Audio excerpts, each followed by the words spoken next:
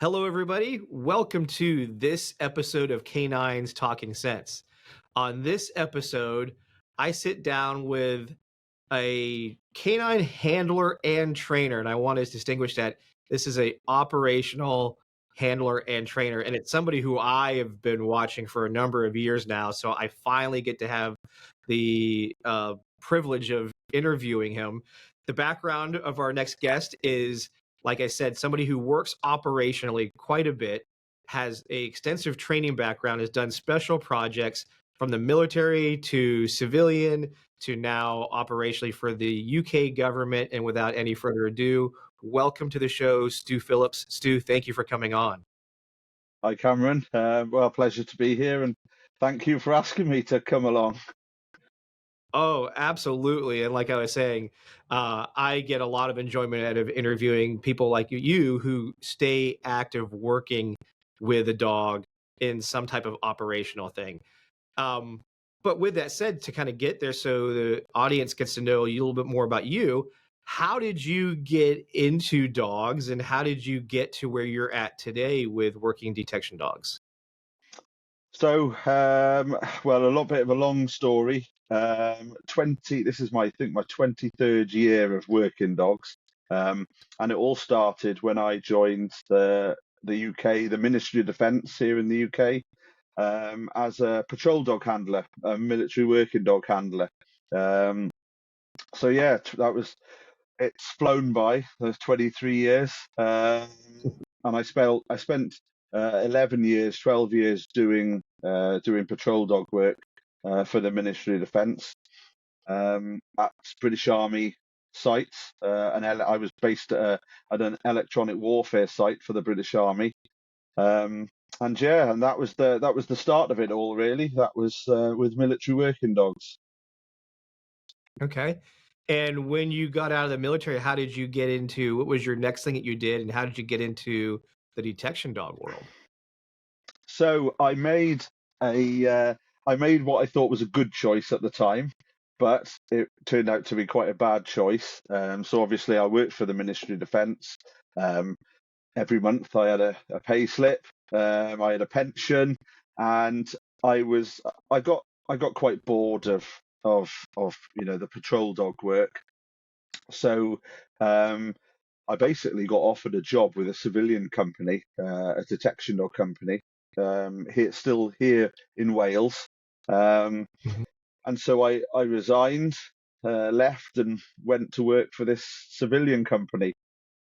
It was a bit of a shock to the system, having worked for the Ministry of Defence, essentially for the UK government, uniformed service.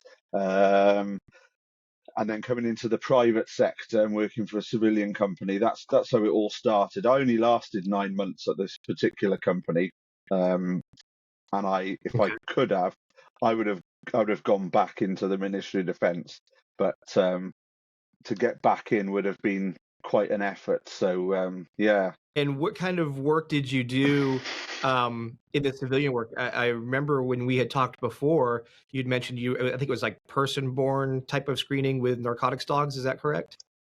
Yeah, so well, what happened? I stayed with that company for about 9 months, and that company it was a real eye opener because it gave me an insight into the private sector. And there's a lot of probably the same for you in the US. There's a lot of private companies operating dogs of all disciplines. Same here in the UK. Um, and yeah, so I spent. They were training dogs for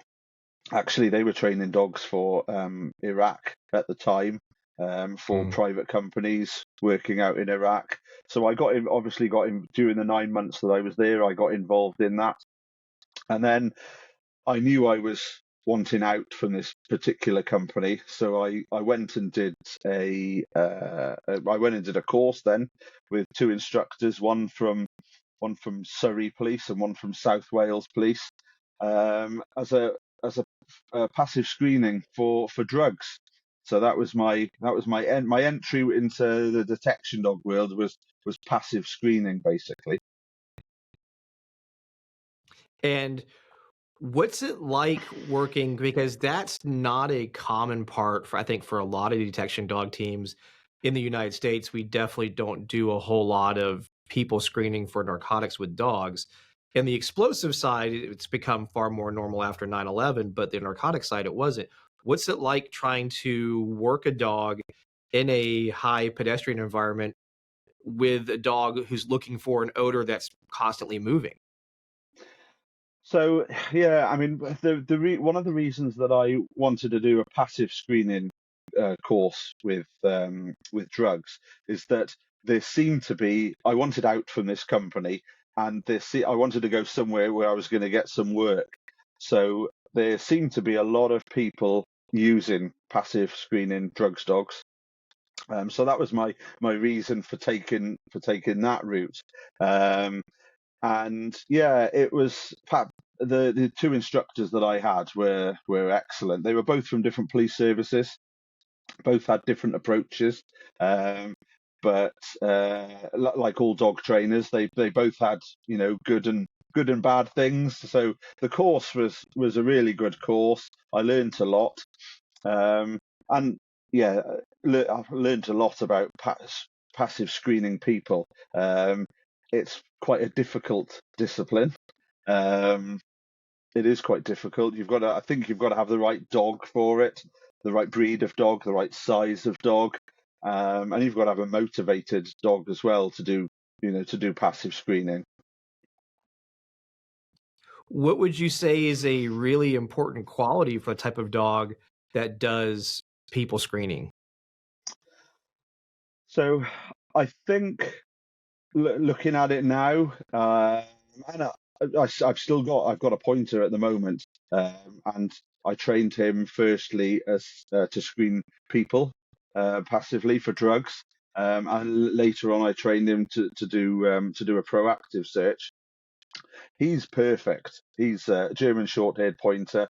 He's obviously a nice tall dog, stands at your waistline, um, and he yeah, when I'm working him, and when I see him working, it's such a pleasure because he does it effortlessly. You see some passive screening dogs that they might be cockers or they might be springers, and I know that across in the Netherlands and over there they'll use Malinois and German Mm. shepherds, which are obviously quite big dogs. But I think you've got to have the right size dog, and the right, and obviously people use Labradors as well. Um, I'm really lucky with my current dog. He's, as I say, it's just effortless. Um, and one of the instructors on the course said to me, when you're handling a passive screening dog, it's like fishing. You've really got to have a nice loose line and be really gentle and just sort of go with the dog. And you've got to have a dog that wants to approach people as well, and a dog that doesn't want to climb at people.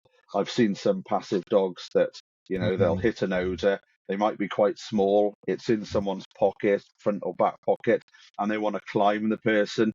I'm not that big a fan of passive dogs that are wanting to climb at people. The pointer that I've got at the moment, he'll just knock on an odor in someone's pocket and sit directly in front of them. They start to move off, he'll follow them, and doesn't touch them at all. So yeah, I think that's quite the breed type and the size is very important when selecting a passive dog. Yeah, I was gonna say the sporting or gun dog breeds, like you as you guys refer to them, obviously have some good advantage there because they're kind of used to following a moving odor and then stalking it, so to speak, as they get closer to it. Um, but I think what you also mentioned there, as you were describing about we looking for the dogs, which is I would say like a medium build type dog, not not too small. Obviously, bigger is okay, but that Labrador Pointer seems like a good sweet spot for, like you said, the height advantage of pockets and things like that without the climbing up of people. But the thing that caught my attention was how you brought up working that leash almost like you're fishing. And that's a great analogy that resonated with me because that's so true. You just picking up those little pulls and how the dog gives resistance or as it starts picking up odor and being able to feel that just ever so gently on the leash and not restraining too much, I would imagine is a big skill for the handler to be good at. Yes, yeah. You've got to. I've seen a lot of handlers that have maybe come across from from general purpose police dogs, patrol dogs.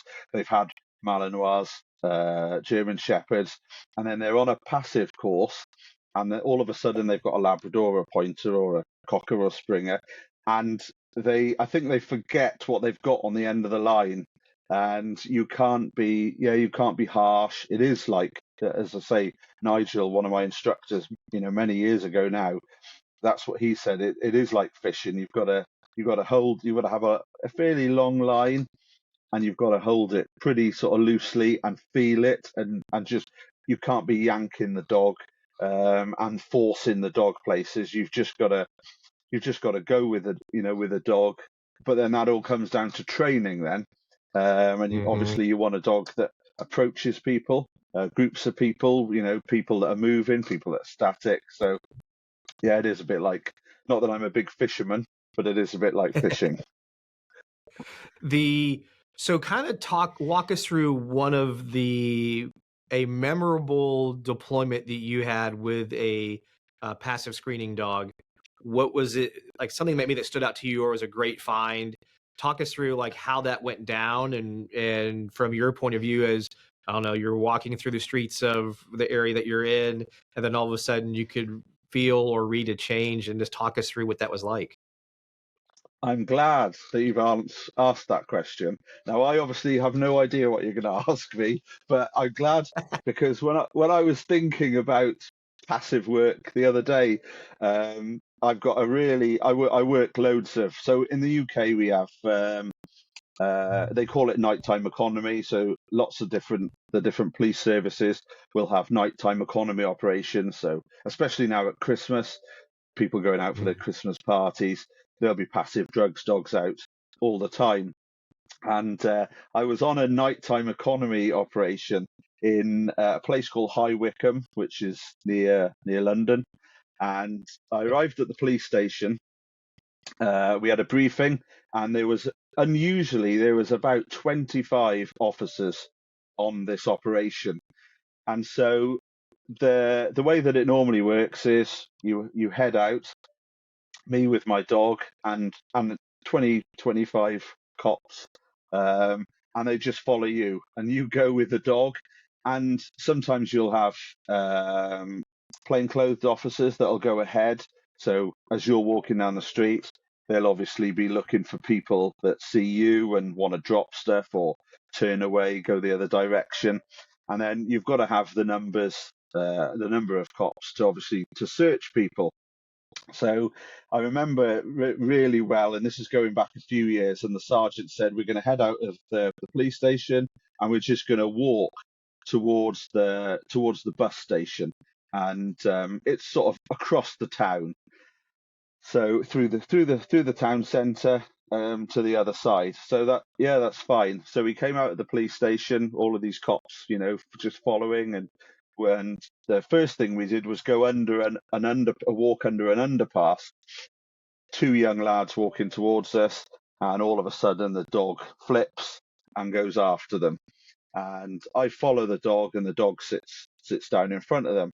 So that was two police officers that stayed there, searched them, ID'd them, did all that stuff. And so we're now down to 23 officers.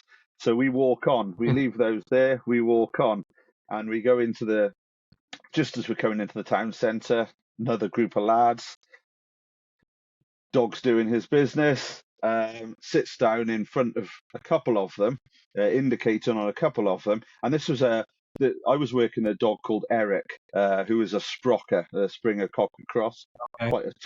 quite a tall dog, very good at passive work. So he knocked on a couple more guys in a group. So I think we left 3 or 4 officers there.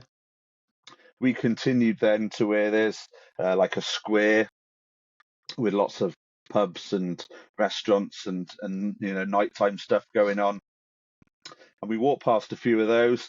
There was a few people lining up to go into a bar, and I think the dog indicated on 2 or 3 people there.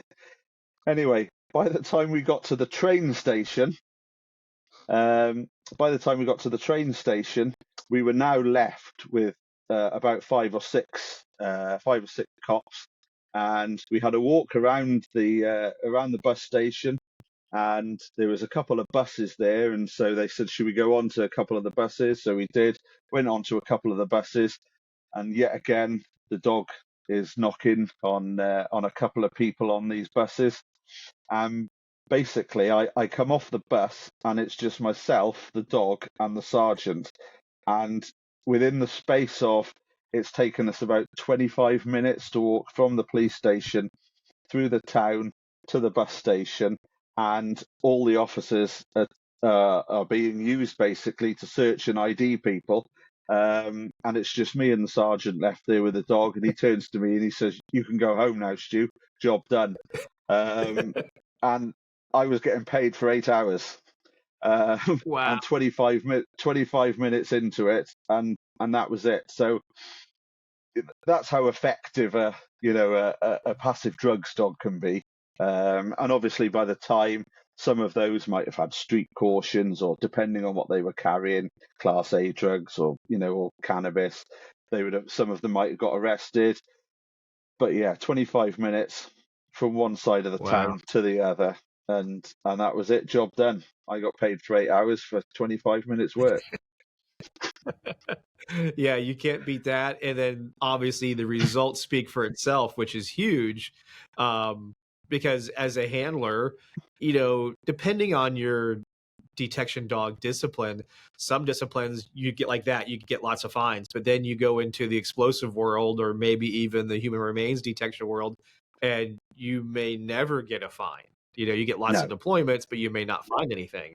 yeah. So when we had talked, so as you went from that type of career, what was the next thing you got into from there? Oh, so I was, what was happening now? I left that company, and I was just self-employed. And one of the things, although I didn't enjoy my 9 months at that company, one of the things that someone actually said to me, and I remember it to this day, and it's quite a valuable bit of sort of words of advice, is network, network, network, network. Meet and talk to as many people as you can. Send emails. Go to seminars. Network, and that's something that I've always done. And so I left that company. Obviously, I trained as a passive scanning drugs dog handler, and through jobs, I was obviously now self-employed. Had my Hmm. my own business, but just through jobs like that I've just mentioned, what happened was, it's word of mouth. Those cops tell some other cops in another town, Hmm. oh, and some of the police forces here in the UK have gone through phases as well of having passive passive drugs dogs. They might have passive drugs dogs for 2 or 3 years, and then there might be a change of sergeant or inspector in charge of the dog unit. He decides that we don't need passive drugs dogs. So thankfully, because of all these changes, and we've got 40 plus police services in the UK, I was always kept busy with passive drugs Yeah. work. Um, and then came the Olympics, so London 2012 Olympics, and again that was probably not a particularly. I enjoyed some parts of the Olympics. Wasn't one of the best um, phases in my life, to be honest with you. Um, I did a course, did an explosive detection dog course, um, with some instructors from the Met Police in London. So I had two really good instructors. Did my Explo course. Um, was fortunate enough to get a rehandle dog from the Met Police, an experienced Mm. dog, and also a green dog which I'd run on and was training myself. So I passed out and became an Explo handler. and Okay. worked at the Olympics then, and that was my sort of introduction. I had done when I worked for my first private company that I worked for. Obviously, I did a lot with the training dogs, all the odor stuff and the environmental training. Um, so yeah, that was my next leap was into the Olympics to do explosive work. That is jumping right into the deep end for sure. And this is funny because I remember this. So at the time of the Olympics in London, the company I worked for got bought out by G4S. And G4S was, I guess, one of the main security providers for the Olympics, if I remember correct. But I Yes. also remember they bollocksed it up, as you would guys would say. There was quite the issue that happened. It's sketchy in my mind, but I do remember like the bleed over was dealing with us because when they bought us out, we had dogs, obviously.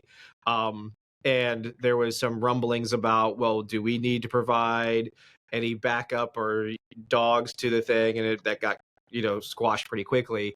But I remember like how serious it was and how big of an operation it was. And if I remember basically what it was is I think either G4S either underestimated or there was just some struggles with manning or people or something. So then the British government got involved and added people. I mean, you can fill in the blanks that I have incorrect, but It it was probably the biggest balls up.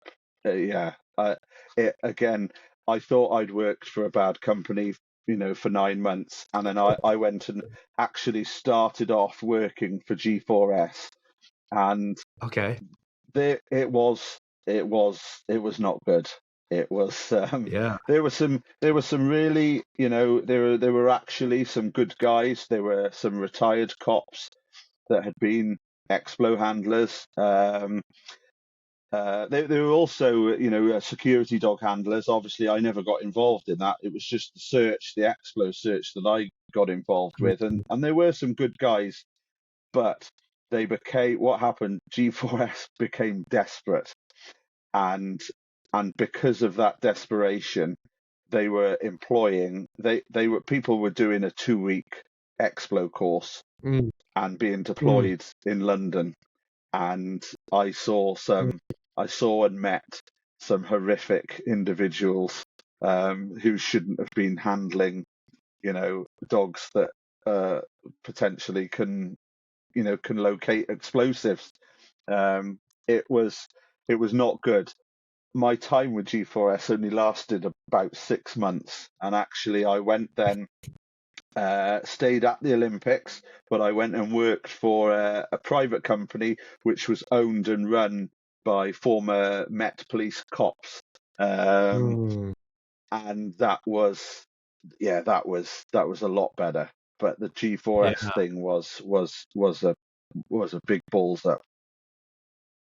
Yeah, I said, I mean, it made the news even over here, and like I said, because we had been purchased. The company that I had worked for got bought out by G4S, and it was almost at that time, maybe a few months before they bought us out.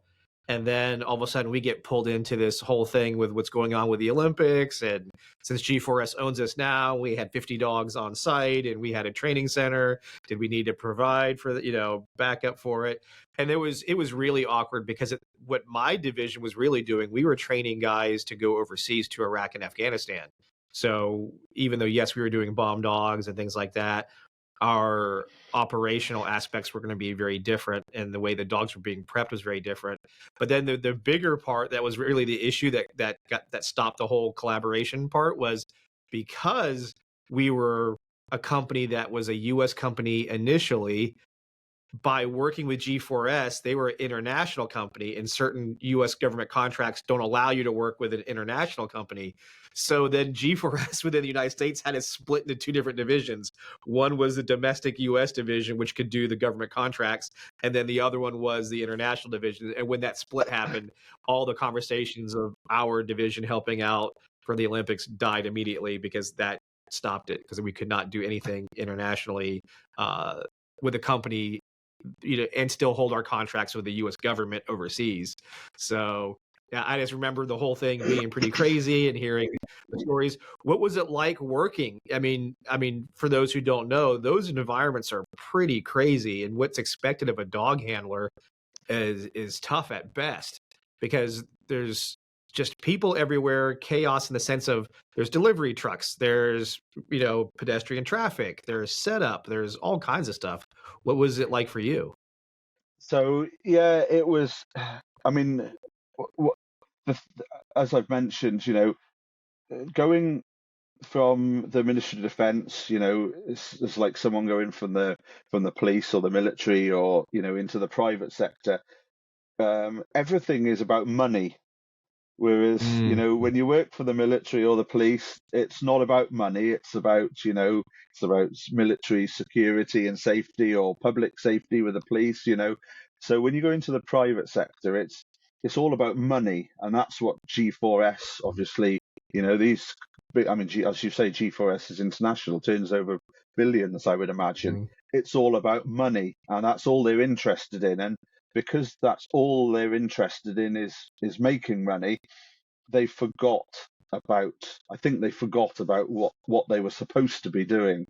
Um, but mhm. as I say, the 6 months that I was with G4S, I was on vehicle checkpoints in and around the main Olympic site, and it was just horrific. I mean, there were people turning up with dogs in vans and Mm. cars that 2 weeks previously were building contractors, and they'd done a 2 week course, and next thing they were Wow.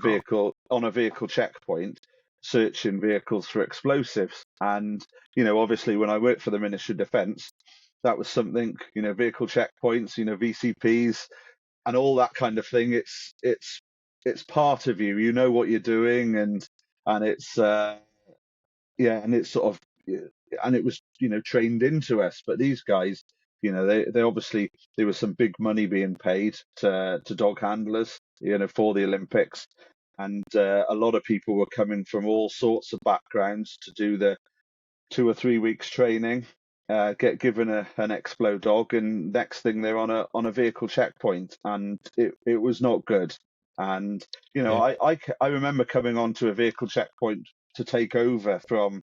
There were two handlers on one of the checkpoints I worked on, and I remember arriving in the evening to take over the night shift, and there were no sign of the two handlers. Now I could see their vans parked, but I couldn't see them, and they were round the back of a building mating their dogs. Oh my god. Wow. So that just and there were people doing things that they shouldn't have, and and obviously we weren't getting we were on these vehicle checkpoints for 12 hours, 10 to 12 hours. We weren't getting, the dogs needed sweeteners. They needed training. They needed to find something, and dogs weren't getting training. Mm. So it was not good. It was not good, Cameron. Yeah, well, I mean, in those who are watching and listening, the in and those that have been in the contracting world learn that lesson really quickly, which is that the companies, because they're for profit, focus on profit, and safety is, yeah, they care about safety, but they care about the bottom line and what money they're making. So like you said, when you compare it to, and both sides aren't perfect. The law enforcement military side's not perfect, and the contracting side obviously clearly isn't perfect either. But when it comes to the priorities for the, like you said, the public safety, law enforcement, military is going to be geared towards the safety, whereas the commercial side is definitely the bottom line where they can save money and be profitable is a probably one of the biggest concerns. I can't say that I've met a company that says, "You know what? We care so much about safety. We don't care if we don't make money on this. We don't care." I haven't come across a company that does that.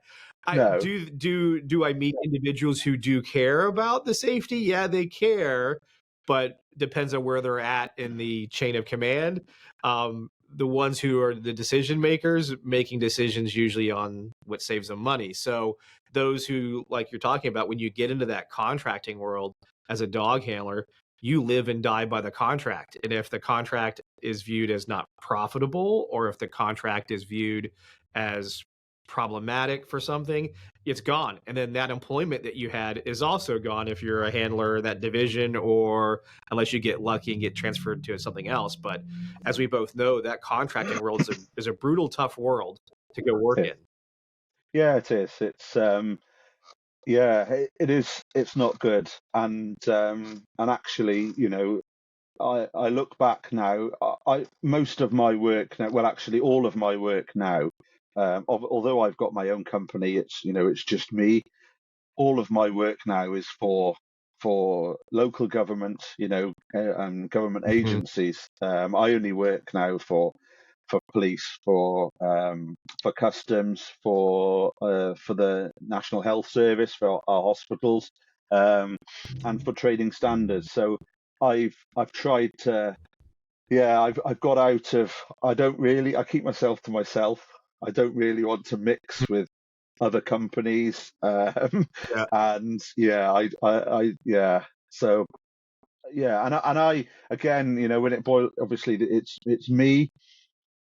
Everything that I do, I want my dogs to be, to be up to standard, operationally fit for purpose.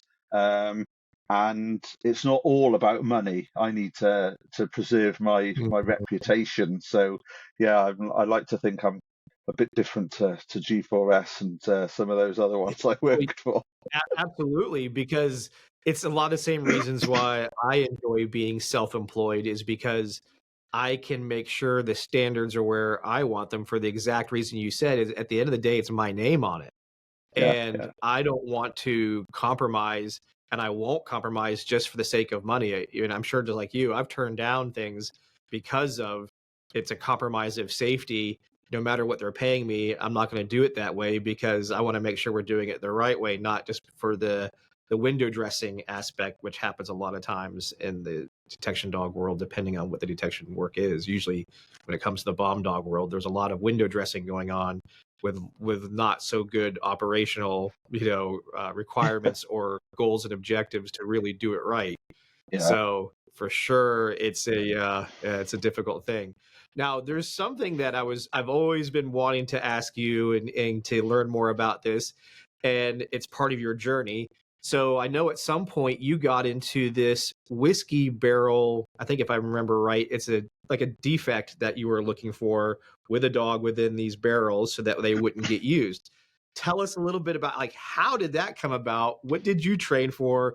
What can you tell us about that journey in your career?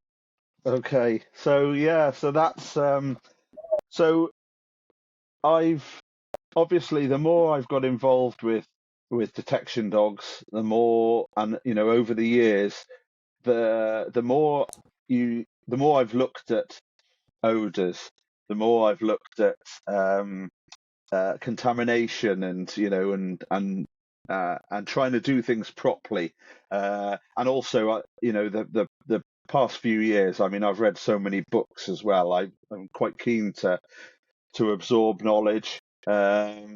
So the whiskey dogs came about because um, I'd been contacted.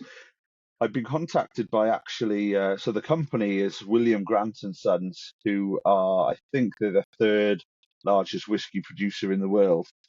And Wow. Grant, they own Glenfiddich whiskey. They own Hendrick's gin. They own, Oh, obviously, they produce Grant's whiskey, and they produce a few other whiskies. And shamefully, I can't remember which ones they are at the moment. But so yeah, mhm. so they're a big company, and they've got a number of distilleries in Scotland. And um, so some things I'm actually not allowed to talk about Sure. because of the confidentiality agreement. But they're happy to, obviously, for me to to talk about the whiskey dogs. Um, so I was contacted by, I think this is where it got really interesting for me because, as I say, I like to learn about odor and contamination and, using consoles and scent wheels and this kind of thing, Mhm. and making sure that that the dogs are trained to find what you're obviously looking for. Um, so they contacted me, and what actually the lady that contacted me is a lady called Leslie Gracie, and she is the lady that actually created Hendrick's gin, and Oh, wow. she, yeah, and she has her office in the Grant's distillery in Girvan in Scotland on the west coast, and she works in the Gin Palace, and it's this specially created building on the distillery site, and it's a fantastic building. It's not open to the public, but if it was, there would be queues of people to go in there every day. It's just a phenomenal building. And so Leslie works in the in this building, and she creates Hendrick's Gin, and she's created all the spin-offs from all the different other gins that they produce. So she contacted me and said, "Listen, we've been thinking about whether a dog can or cannot help us with a possible problem." And we would like to know whether whether you think it possible for a dog to be able to detect a couple of odors that we don't want in or near our whiskey producing equipment and casks. So so I said, well, anything is possible. If it's got an odor, then there's a good Mhm. possibility that a dog can find it. And she said, okay. She said, what I haven't told you is that the odors that we're looking for are like 1 and 2 parts per trillion in size. So I said, Wow. okay. So I said, that's pretty small, I think. Um, Yeah. and she said, yes, it's pretty small, and in some cases, a mass spectrometer, you know, is unable to sort of confirm it or detect, these quantities. Um, Wow. so it was just a phone call. She'd Googled me, and she contacted a couple of companies, and luckily I said that well, that they offered it to me from I mean, I had so many meetings with them about this, um, and I told them about what potentially I could do for them, and that's how it all started, was from this phone call. And then they were actually, at first, they didn't want to reveal to me what the odors were. Um, and basically, it's a quality control thing. And we're talking about Mhm. odors that,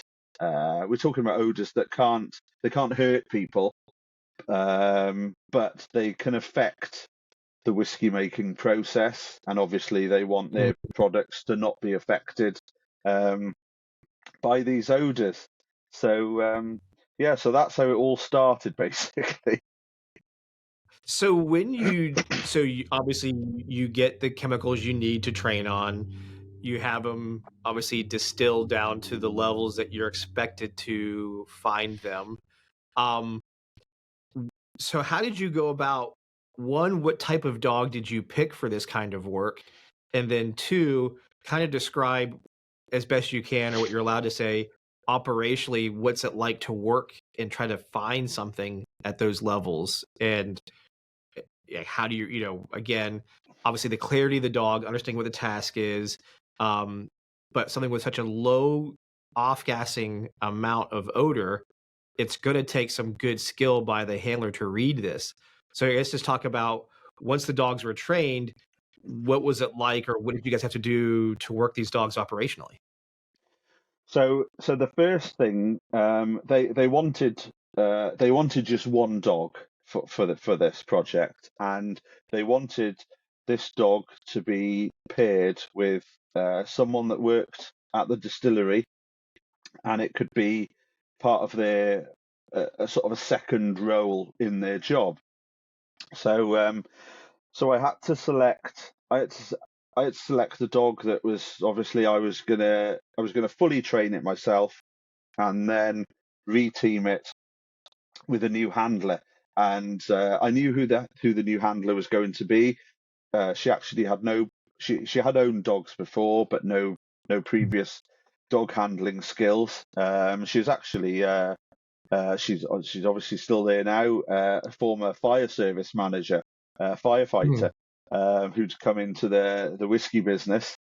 And yeah, so it also had to be it had to be a pretty high drive dog, because the actual task at hand, and this was all a huge learning curve for me. So I can't remember Yeah. the figures to hand, but at the distillery, there is, I think, there's something like 30,000 whiskey casks. Mm. So now, very similar to Explo, there's a possibility that that dog will be working for a number of hours per day and not finding anything. So dog selection was quite critical, really. It had to be a high drive dog, one that would keep going. And so I selected a dog called Rocco, who was a working Cocker Spaniel, and they're obviously, working Cockers are the best dogs you can get. I totally agree with you. So I selected Rocco, and yeah, I mean, what I did, well, going the same as you would for any dog. Rocco was particularly driven for Kong, so I started him off on Kong, and Kong pieces, and Mhm. I prepared him prior to going on to the odors. I prepared him on absolutely minute pieces, of Kong. Um, Mhm. and So that was the sort of the initial stages with him. He had a good indication as well, a nice stand and stare and sort of freeze indication. So yeah, so Mhm. Rocco was the dog that was selected, and I was sent then. So I hadn't actually made any site visits to the distillery, so this was all going on Google Maps and having a look and Mm. having meetings, and them telling me what they wanted. Excuse me. So then they sent me the odors. They sent me the raw odors, and that's what I. So even though we were looking to train the dogs at 1 or 2 parts per trillion, what I did, I Mhm. started the dogs off on 5 grams. I started, and Okay. I've missed a little bit here actually. So they just wanted the one dog, which eventually was Rocco. But I thought to myself, I'm not just going to train one dog for this. I've got a spare dog here. I'm going to train two. So they were both trained exactly the other was a working cocker as well. Bran, who I've still got now. He's actually Okay. been retrained as a tobacco dog. Um, so I I trained them both exactly the same. But my reason for training, I know the client only wanted one dog, but I thought what I want to do here is, in it, there's a possibility this dog might not make it. Let's train a second, train them side by side, and also I can see, you can work them off against each other, see what one's doing, see if the other's doing it, and see how they progress through the training. Um, they actually both they were both absolutely fine, and both doing the job really competently. So then I got sent the odors, and what I did was, because there was no need for me to start off on big amounts. I started off Mhm. on, I think, 5 grams, and basically worked it down from 5 grams, and um, and 1 or 2 parts per trillion. I mean, I did loads of research, and I actually spoke to some fire investigation dog handlers that we've got here in the UK, because with their arson dogs, they're looking Mhm. for. My thinking was, you know, I mean, I even bought things like micro scales to try and to whittle this 5 grams down to. So we're talking now. I trained these dogs on 1 granule, to Wow. locate 1 granule, which I had to use a telescope. I had to use not a telescope, a microscope. I had to use a Yeah. microscope to actually pull out 1 granule. And so this is where all my sort of years of reading and research and talking to people about contamination and using just stainless steel and just glass and keeping contamination and cross contamination to a minimum. That's where all this sort of came into play, really. So yeah, so I was using a microscope to pull out one granule from 5 grams, which you could barely see, and the dogs were knocking it. The dogs were getting it. Wow. Um, and then what I did, I used soaks. Do you call them soaks as well? Yep. So I Absolutely. was yeah. So cigarette, like cigarette filters and Hmm. uh, and gauze and that kind of thing. So I was using that, and the dogs were. So I was putting soaks in, not actually touching the odors, but putting them in the same jars and sealing them. And so I was actually soaking stuff then for like 8 hours, 4 hours, 3 hours, 2 hours, 1 hour, and eventually I was Wow. soaking soaks for just 10 minutes, putting them out and getting the dogs to the thing is, when you soak when I found when I was soaking something for just 10 minutes, when I put it out, I had to get the dogs working straight away, because obviously the odor would diminish Mm-hmm. and leave that soak. And so I started using as well a metal disc, a metal gorse disc, which I bought from Hmm. Amazon. And again, metal, obviously it holds odor, but it doesn't hold it as well as other things that can absorb odor. So we were starting to use metal gorse then, and with our 1 granule on the gorse, just a soak time of just minutes basically. And then obviously, because we're using soaks, we were having to use. The confirmation was a real low soak time with the odor on the metal gorse, putting that out, seeing if the dog will knock it, and then putting an unsoaked metal gorse out to see if it's the gorse or not that the dogs are finding, and it was the odor every time. Wow. So, first question I have on that one is, how long did it take to train the dog to be ready to be operational? About 8 months. Yeah, it was I about was going to eight say months. Yeah, that's and that's a lot of. I mean, you're putting in a lot of work even in that 8 months to get there at that time frame. yeah, it was a lot of work, and there was a lot of stress, and obviously I'm not a scientist. I'm just a dog trainer. Um, so there was what I didn't want to do. I didn't want to. My fear was obviously mucking the whole thing up. Um, Yeah. you know, so yeah, and then it's okay. I had this thinking then. It's okay. I've been doing all of this, but I've actually got to pass all this on now and train a new handler who's never done the explo and the drugs and been working dogs. I've got all of that. I've got to pass on.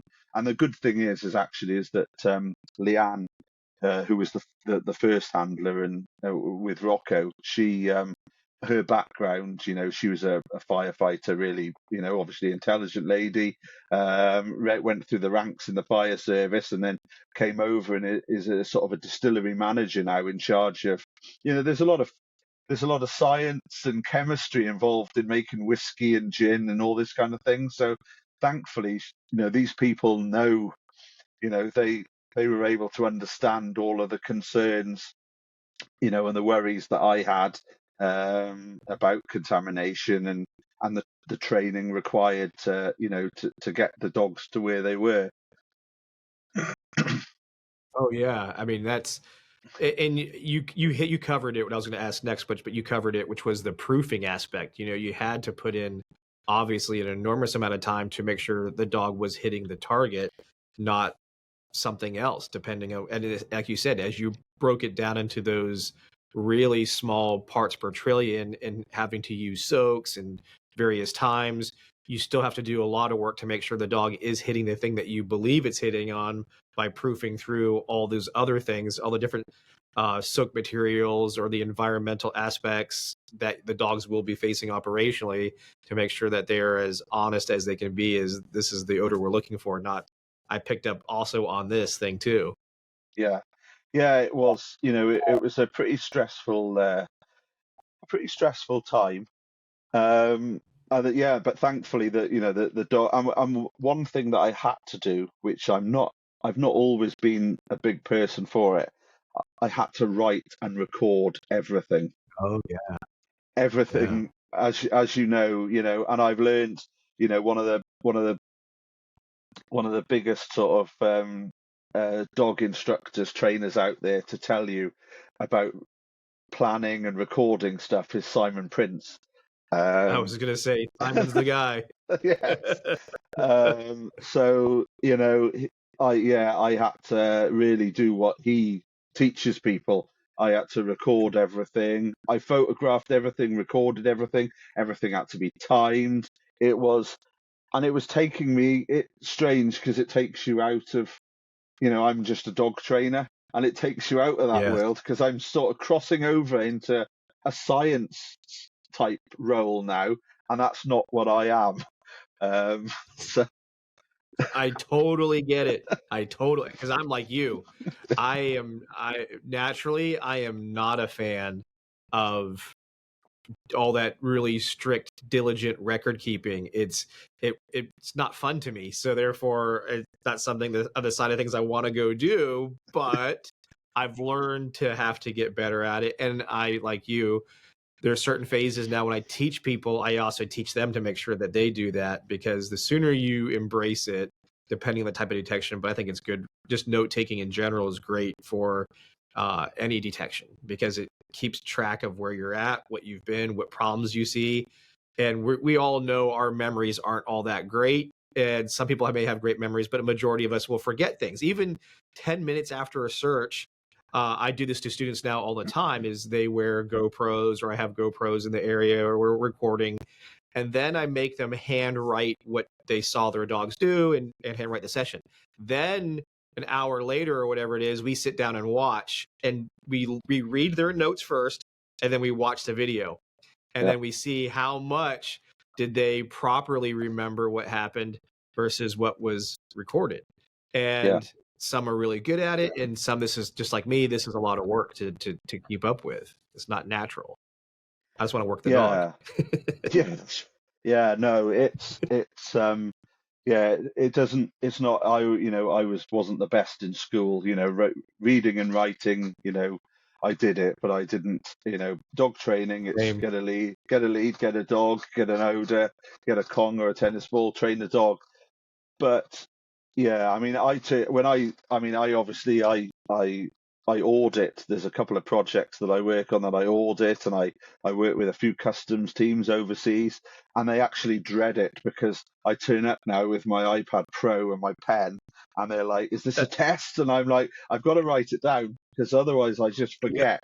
But it's so, I end up with pages and pages of notes, but it's so helpful, because I just can't remember it. And yeah, recording and timing and videoing and photographing.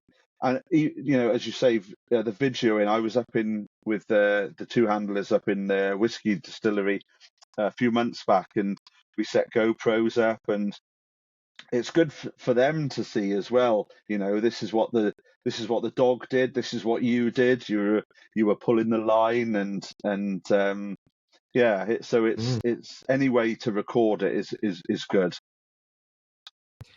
And speaking of that project, how many whiskey dogs are out there now? So, really, it's quite a sad story actually. So Rocco was exceptionally successful at doing his job, and I was actually I was in Indonesia last year, and I had a phone call from one of the staff there to say that Rocco had been taken ill. Um, and he'd gone into emergency surgery and unfortunately had died, which was so it was a twisted gut or something he'd had. So they were obviously all Mm. absolutely, well, as was I. This was a dog that I'd spent months and months training, and obviously he'd had months of being successful with his handler Leanne. And so because of all the success that he'd had working with Grant's Whiskey, they got back in touch after a period and asked me to train two dogs. So there are now two dogs, two more liver working cockers. Um, Mm-hmm. one of them is Kevin, who's a working cocker from one of my own litters, and Oh, nice. he's the son of Rocco. So Nice. it's a really nice story actually, because obviously Rocco, was a bit of a trailblazer, first whiskey dog in the world, Mhm. but unfortunately, died far too young from his medical condition. But not that I knew it was going to happen. He'd been a sire to a bitch that I have here, and we had a fantastic litter of cockers. And Kevin now is following in his father's footsteps and is being handled by Leanne, who had his dad. And Toby, another liver cocker, is with Janice.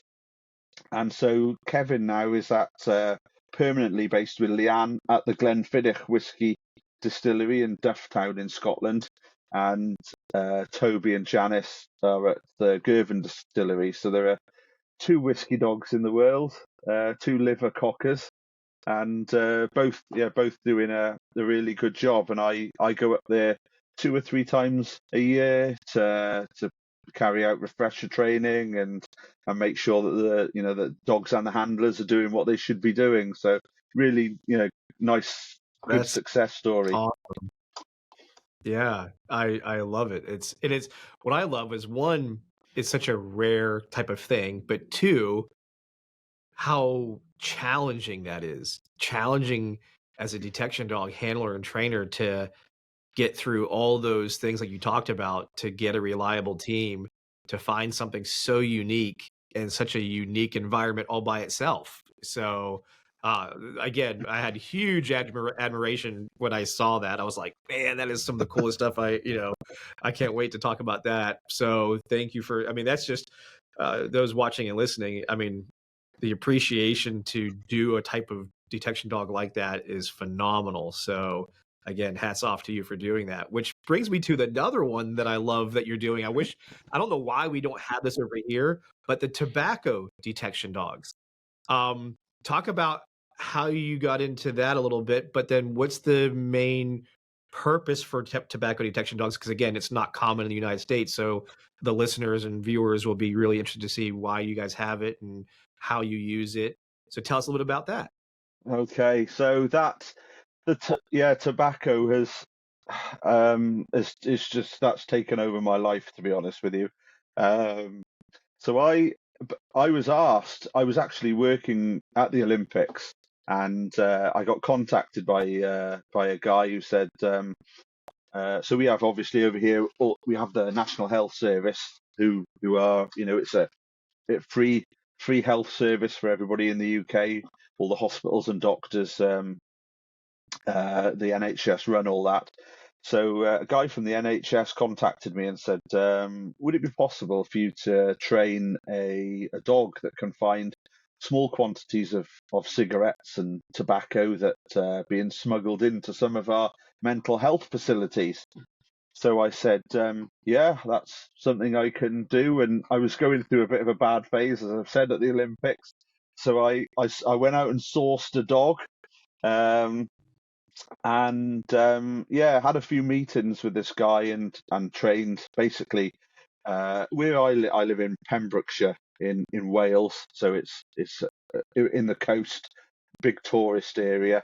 So we've got a lot of hotels and a lot of like bunk houses. You know, these normally they're farms on the coast that have been turned into 50 or 100 bed bunk houses for visitors to stay in. So we've got a lot of those. So I thought, right, mental health hospital. I had some details. I thought, right, yeah, I know what I'm doing. I'll get some odors, get some tobacco and cigarettes, and use some of these, trying to replicate as much as I could, you know, the environment that the dog was going to be working in. So I had a little Springer Cocker cross um, uh, called Phoebe. Still got her now. She's retired. She's an old lady now. So yeah, trained her and basically started working. Well, actually, it's probably one of the most famous mental health facilities in the UK. It's called Broadmoor Hospital, and Okay. it's held some of our it's held the Yorkshire Ripper and a few people that have done a lot of bad things in the UK have been held at this particular mental health facility, and that's where I started working Phoebe. Yeah, and it was a bit of a learning curve because I'd never. It's one of my sort of bugbears really, and it's something that I did, which I I now I you know what dog trainers are like. We're very critical of each other. Um, Of course. it's it's something that I'm quite critical of now, and it's you know someone phones me and says, "Can you train a tobacco dog?" Yeah, no problem. I've trained a drugs dog. I've trained an explosive dog. I'll train a tobacco dog. And actually, Mhm. I've sort of learned that actually all of these, you know, explosives, drugs, tobacco, cadaver, they're all individual disciplines. They all have their own ways of, you know, they're Mhm. not all the same. Yeah, you can train a drugs dog, but can you train an explosive dog? You know, or should you be training an explosive dog? You've trained a cadaver Mhm. dog, but should you be training, you know, a drugs dog? This is what I've learned, you know, over the years. And yeah, I trained Phoebe and started working her in this hospital, and then I started going on to a few training, started working in a few other hospitals as well. And naively, um, we weren't finding stuff at first, and it was because of the way that I trained her. And you know, I soon learnt that the tobacco that was being hidden in these mental health hospitals was like, you know, a piece of tobacco the size of your small fingernail in the hem of a Mm. curtain. Well, I hadn't trained for that. I just put a cigarette in a drawer or a cigarette under a bed, under a mattress. And it's one of those sort of, you know, do you know what I'm saying? It's one of those Yeah. naiveties that dog trainers have. Oh, I've done that. I can do anything. Well, actually, to train a dog on to work a dog in a mental health facility, you've got to have a particular set of skills and know Mm. where things are going to be hidden and to know and once you know where those things are going to be hidden, it's then you can train a dog successfully to work in that environment. So it was a bit of a steep learning curve, but what happened was I then got contacted by a retired police guy actually who he contacted me and he said, do you fancy doing some other tobacco work? Because I hear you've got this dog working in the hospitals. Um, so here in the UK, we have there are they enforce laws. They're local government officers. They're called trading standards, and we Okay. have, I think we have over 300 local authority governments in the United Kingdom, and most of them have these law enforcement officers called trading standards. So they investigate. Their remit is so huge actually. So if you have a problem with a car that someone's clocked the mileage on it, they're the department that investigate it. If you've bought a washing machine or a tumble dryer that's out of that's broken down, and the manufacturer or the sellers not wanting to deal with you, then you go to trading standards. And they part of their remit is tobacco and counterfeit items. So Steve, the guy who contacted me, said, "Do you fancy doing a job with a trading standards team?" So I said, "Yeah, what is it?" And he said, "Oh, it's they're looking at like dodgy shops that sell under the counter cigarettes."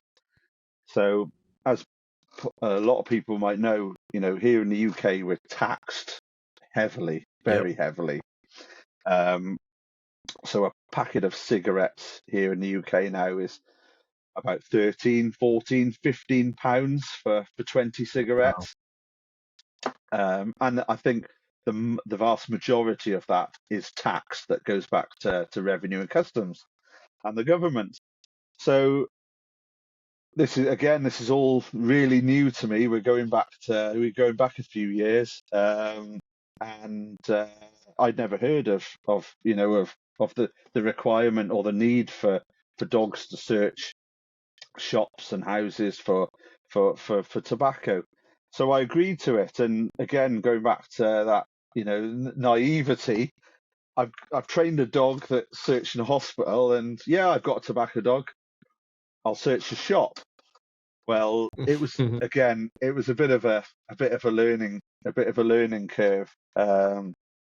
And So typically these shops where, you customers would come in, didn't want to spend £14 on a packet of cigarettes. They wanted to spend £3 or £4. So it would normally be under the counter. And this is one of the areas that trading standards deal with. Yeah, so I did a couple of jobs, and yeah, and it was pretty at first. It was sort of pretty easy taking dogs into retail shops, little corner shops, um, and the dog would search the drawers and behind the counter, and it would be sort of hidden in different places, and the dog was Mhm. finding stuff, and it was good. So that was again, this was still my first dog, Phoebe. But what happened was it's it started to develop then, and the people that ran these shops were all part of organised crime groups. This was serious and organised crime. These shops were selling £2,000-3,000 worth of cigarettes a Mhm. day. So these people mean business, and yeah, and basically, it went from being hidden under the counter to being hidden in places where the dog was struggling to find it. Um, Mhm. yeah. As I Um, say, that's the really unique part about that is you're facing it's like same thing as a drug dog handler. You're facing somebody who is purposely trying to fool you or your dog, or at least fool you from trusting your dog that there's something in this flat wall or something wrapped in food or whatever. It's up to the person's imagination, of course, how they want to conceal it, but it takes your skill as a dog handler to read and interpret sometimes the oddest or smallest changes of behavior, because how the thing they're looking for is concealed makes it so different than what we can replicate in training.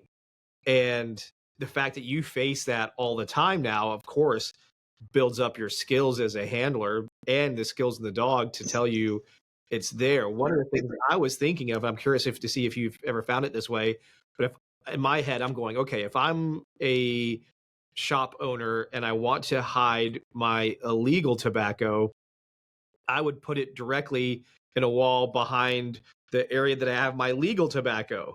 So that way, if your dog's searching, of course your dog's going to alert to this area. This is where my tobacco is. How do you combat something like that? Or have you come across something like that?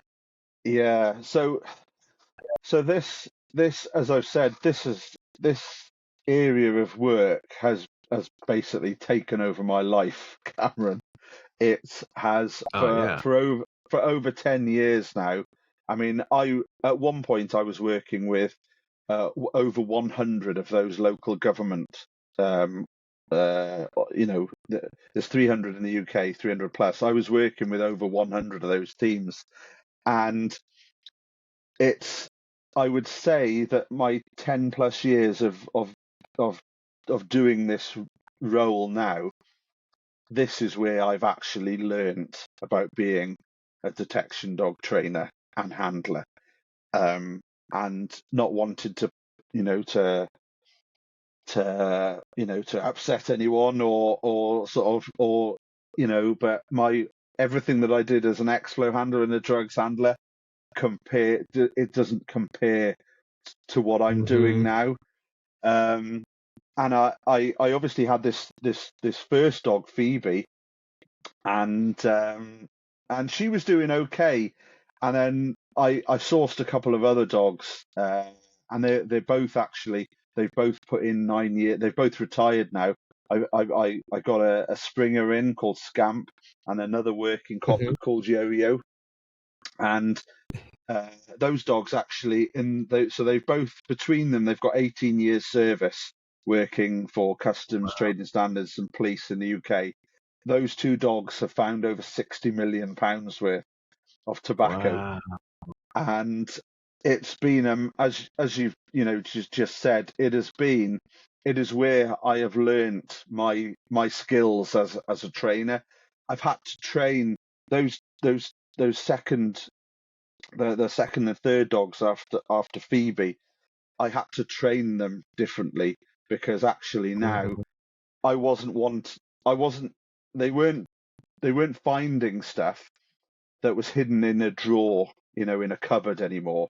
I was having the training that I was having to give them was training to locate stuff, to identify false floors, false walls, and even false ceilings. And yeah, it's just been for me, it's been that's been a mammoth task, really. Um, but the dogs have been really successful. But I had to change. You see social media all the time. You see these dogs giving. Again, I don't want to criticize people or put people down. Excuse me, but 75% or more of the fines that my dogs have, they don't give a final response an Mm-hmm. indication. It's because of a Mm-hmm. change of behaviour, and I've had to learn that the dog's ears are doing that for a reason.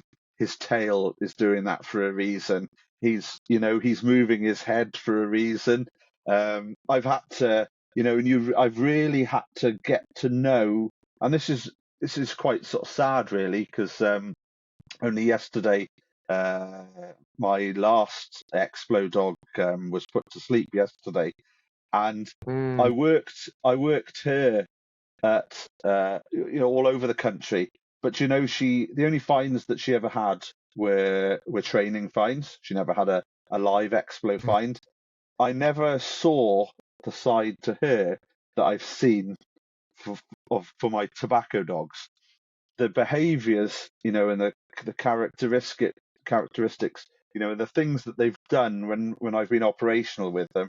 has just been, I have people with me all the time following me, and I say, hang on a minute, we need to I want everybody out of this room. I just want to work the dog again here. And they're like, why? And I'm like, well, the dog did this or the dog did that. We didn't see that. And I'm like, I don't expect you to see that. Well, doesn't your dog just sit or stand and stare or bark when it finds something? And I'm like, no, I did a job a few years ago now, and I had to, I was searching a block of, it was some flats, apartments, and I had two cops following me who were from like a regional organised crime unit. So they were, detectives, investigators, worked on a lot of drugs, big drugs cases. And they were following me as I was working a dog through this apartment. And the dog actually gave a full-on indication on a door frame going into a living room. And I turned round and I said, yeah, it's here. And they said, what's here? And I said, there's tobacco. I said, and actually, I said, from my experience, it's going to be above the door. Two hydraulic rams are going to bring the door frame down and the tobacco's going to be in there. And these were two cops with a lot of experience, investigating big drug crimes and gangs and that kind of thing. And they were laughing. And they were like, you're serious? And I'm like, yeah, of course I am. And they're like, no, why would anyone, is that what the dog has found?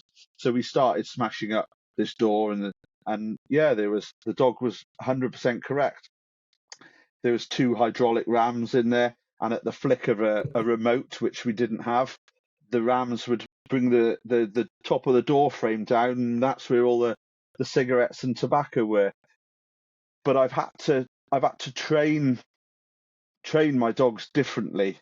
And when I think back, I remember searching a football stadium once for explosives with a couple of they were retired cops, and we were searching the boxes where companies have their own boxes, and the guys I remember following one guy, and he was like 28 years in the police as a bomb dog handler, and was doing it now in the private sector. And I was following him, being his sort of spotter. And I remember going along this corridor, and he'd open the door, the dog, and in this room, obviously the front of it would be glass looking onto the football pitch. There'd be a small kitchen unit in there, a table and a sofa. And I remember him opening the door and the dog going in, around the sofa, around the table, and back out. And he closed the door and we go on to the next one. And I remember saying to him, if I did that with my tobacco dogs, I'd miss everything. And he said, well, what do you mean? And I said, if they hid explosives like they hide tobacco, I wouldn't have got that. He didn't like what I was saying, but I said to him, if I went in there with my tobacco dog, I'd have to be in there for 3-4 minutes. Your dog was literally in there, under a minute, and you're expecting him to find, I don't know, 5, 10, 15 grams of Semtex or TNT or whatever. And he said, I remember him saying, we haven't got time to spend 3 or 4 minutes in each of these rooms. But he didn't like the fact that I said, if I went in there to find an illegal tobacco concealment, I would have to, the dog, and that my dogs would know, I would open the door, they would actually systematically search that kitchen unit, the floorboards, the door frames. I've had to train my dogs in a totally different way that I did my drugs and my explosive dogs. For sure. I mean, I loved the fact that you brought up, to me nowadays, my biggest teaching point, the thing I want to share the most with everybody, and that is the importance of being able to read your dog and not necessarily need that perfect stoic indication that everybody thinks they have to have. Because as you and I both know, the real world prevents or inhibits sometimes that perfect indication. Though I'm not saying don't train it. I'm just saying is you can't expect to rely solely on that perfect indication. And when they spend so much time and they think the dog must do this, they're missing the important things, which is those little ear movements like you brought up, the how the body moves, the changes in pace, the rapid changes in breathing, all of those things, whatever it is to your dog that tells you, hey, there's something here. And whatever it is it's reacting to isn't a distractor, isn't a proofing item, it is the target odor. And it's so critical to get good at reading your dog. But if all your training is about this perfect sit, searching a wall, a wheel, or boxes, or whatever it is, you're gonna not you're gonna really miss what it's like when you deploy your dog and expect to find something in a real world environment that has all kinds of conditions that you don't have in a brick wall or on a wheel. So and everybody knows I'm for fundamentals. I'm for these things all have a reason to exist. But I think thanks to social media and what gets shared so often is this false, right? I call it the fantasy world of this perfect indication, and this is how it's going to be, and this is what I expect to have. This is better. This is what I have to have in order to call. If you are a true, what I would call artist of working your dog, you're going to know all the small little things about your dog that tells you and how your dog's communicating. Hey, I'm finding, or I'm smelling the thing. I just got to work it out where it's at. And so often when you're going against somebody, in this case, people who are trying to evade detection, they're going to come up with all kinds of crazy ways to get it past whatever devices the government has to find it. So in this case, it's a dog. So like you said, they're going to put hydraulic systems in the wall. They're going to make false compartments. They're going to do all these things that just aren't easy to replicate in training. But if I get really good at reading my dog and reinforcing those behaviors, then those behaviors are more likely to increase and get stronger, then become easier to read. So I love that you brought that up, because I think you and I both share that passion that it gets missed too often. People don't do enough to talk about the importance of reading your dog versus the perfect fantasy world alert. Yeah, I mean, I've got I've got I've got scent wheel here. I've got Simon Prince scent wheel here. I probably do a day a month on the scent wheel. I put the dogs on the scent wheel. I've got pots here, consoles. I use them probably, a day a month. I've got some walls here as well, which I use. But Mm-hmm. I can't remember what you just called it. I call it the social media indication. I do get bored of Yeah, opening up Instagram and Facebook, and seeing the same thing every day. every There's day. every day, Oh, walls look, we and search this every a wall every day. yeah, Oh, look, we I and get it. I actually, get it. yeah, and actually, I don't think that many repetitions with the same dog, you know, is actually is very healthy or wise, I agree. I you know. agree. It Um, creates a dog who's too rigid sometimes. They think this is the only way it should be presented to them. And to prove your point, when I was in Europe this past year, there was a lot of teams who focused heavily on doing a brick wall type search. It's just what they said it was convenient. They did a lot of it. All I did was put the odor. There's a post that was about um, maybe a meter off the wall. So I have the wall here, and then I put the odor a meter away, but it's behind the wall. So the dog's facing searching the wall, but just behind their head is where I put odor on the post. The dogs struggled so hard to tell the handler there was odor there, because it wasn't just because the bricks were present. It made the dog less flexible to try something different.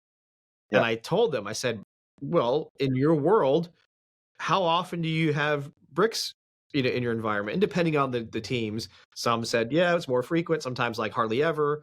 And I said, okay, I'm not saying that this is a problem. What I'm saying is too much of this is the problem. And that is relative to certain dogs. The higher motivated dogs, when they really find something they get a lot of reinforcement for, become so heavily focused if that thing is in that room or in that space, they'll ignore the things that are around it because, well, this thing always pays me. And Yeah, even yeah, though I have something just a meter away, they can't yeah, be flexible enough to try something different. yeah, yeah. No, I totally agree. I really don't think it's healthy to be, as I say, I use them a day a month. Hmm.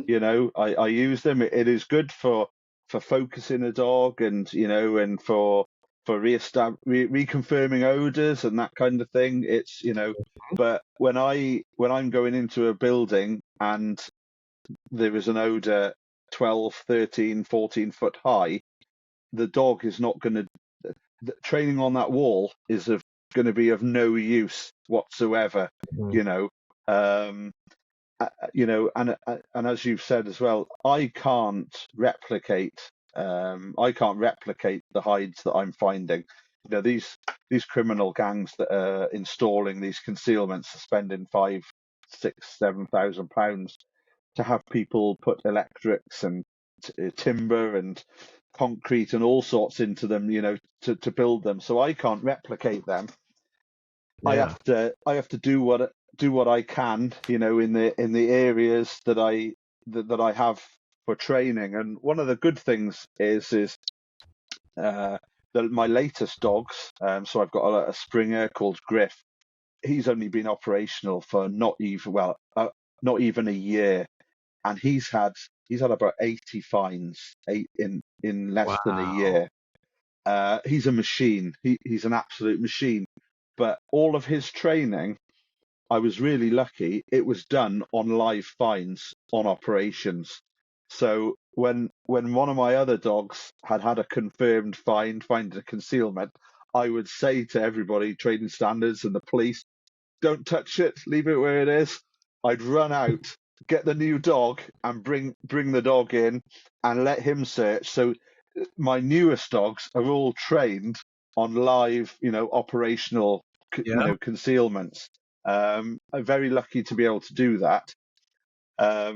Yeah, so it's There is no better education than teaching your dog in the environment that you're expecting it to work in. I mean, that's such an awesome be able to do that. And you're right. It's obviously a lot of people can't do that, but you know, one of the things I went through with friends of mine that were cops was when they were getting ready to get their next dog, the ones who put some thought into it got their newer dog before their other dog retired. yeah, And they were yeah, constantly putting that, just like you did, constantly putting that new dog in all of those potential environments when they had the opportunity. And just like you said, those dogs were that much better than the previous dogs because they got education in the actual environment that they had to work in. So yeah. That's that's a really good perfect. thing. Yeah. Yeah, that.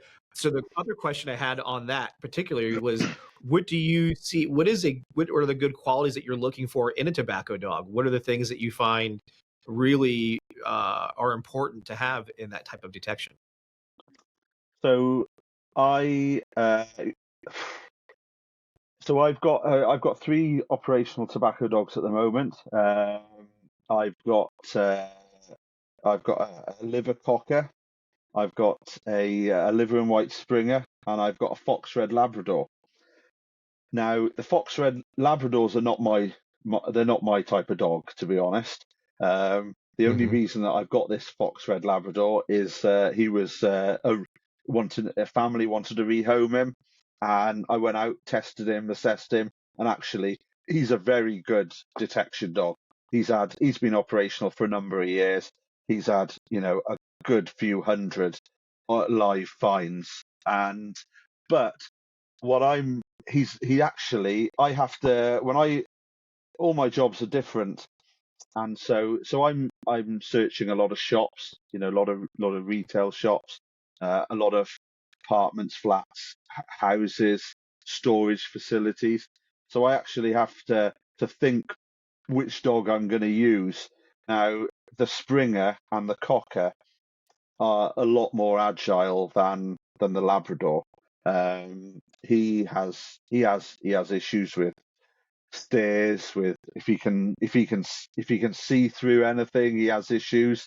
And he also he's got really good bloodlines. He's from good working stock Labrador lines, but actually he's not that agile. So, I take him in some places, and if there's a cardboard box, he won't jump over it. I've got to move the box. So Mm.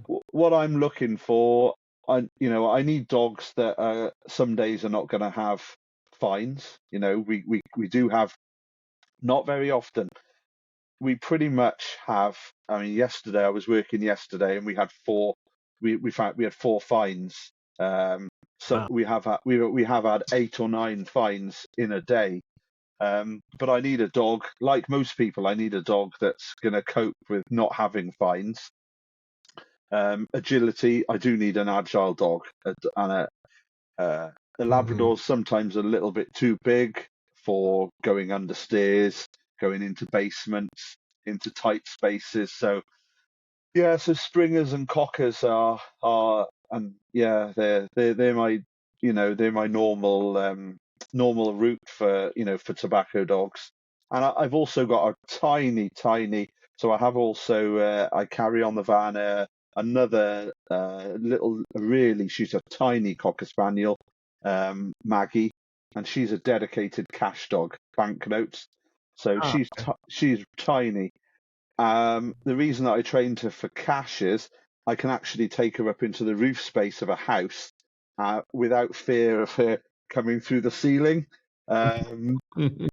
and I couldn't get a Labrador up there, and even some of my Cockers and Springers are pretty big dogs, but she's a tiny dog. So yeah, so when I get dogs in, I sort of have a think, what role would this dog be suited to, and yeah, there's a lot of thought goes into what job they're going to do. Oh, for sure. And you brought up something that is a great question to ask you. Because of the real world environment not having fines, how important is it in training, do you feel, to make sure that we also have searches that are blank? Well, yeah, that's so. I've, I mean, some days I will have a training day, so a whole day. So I'll take the dogs out. Sometimes I'll have help. Sometimes it'll just be me. It's not ideal, but training detection dogs. It's always handy if you've got 2 or 3 people, isn't it? Mm. Or an Oh, yeah. extra pair of hands. Um, but if I go out, a normal training day for me would sort of start at 9:30 in the morning and finish at 3 or 4. And some days the dogs will have no fines. We will do. It's so important. I've been on training days very recently with other trainers, and they've given dogs find after find after find. After 2 or 3 minutes of searching, dog gets the find, and then next dog out, 3 or 4 minutes searching, and the dogs are getting 4, 5, 6 hits on a training day. Mhm. I mean, and then when I say, well, actually, I take my dogs out, and some days we won't have any fines. They're like, really? And I'm like, well, it's training. The dogs, and inevitably, you know what dog trainers are like. We use the Of course. same places Oh, for yeah. training. As soon as you get the dog out, the dog knows, oh, it's a training day, you know.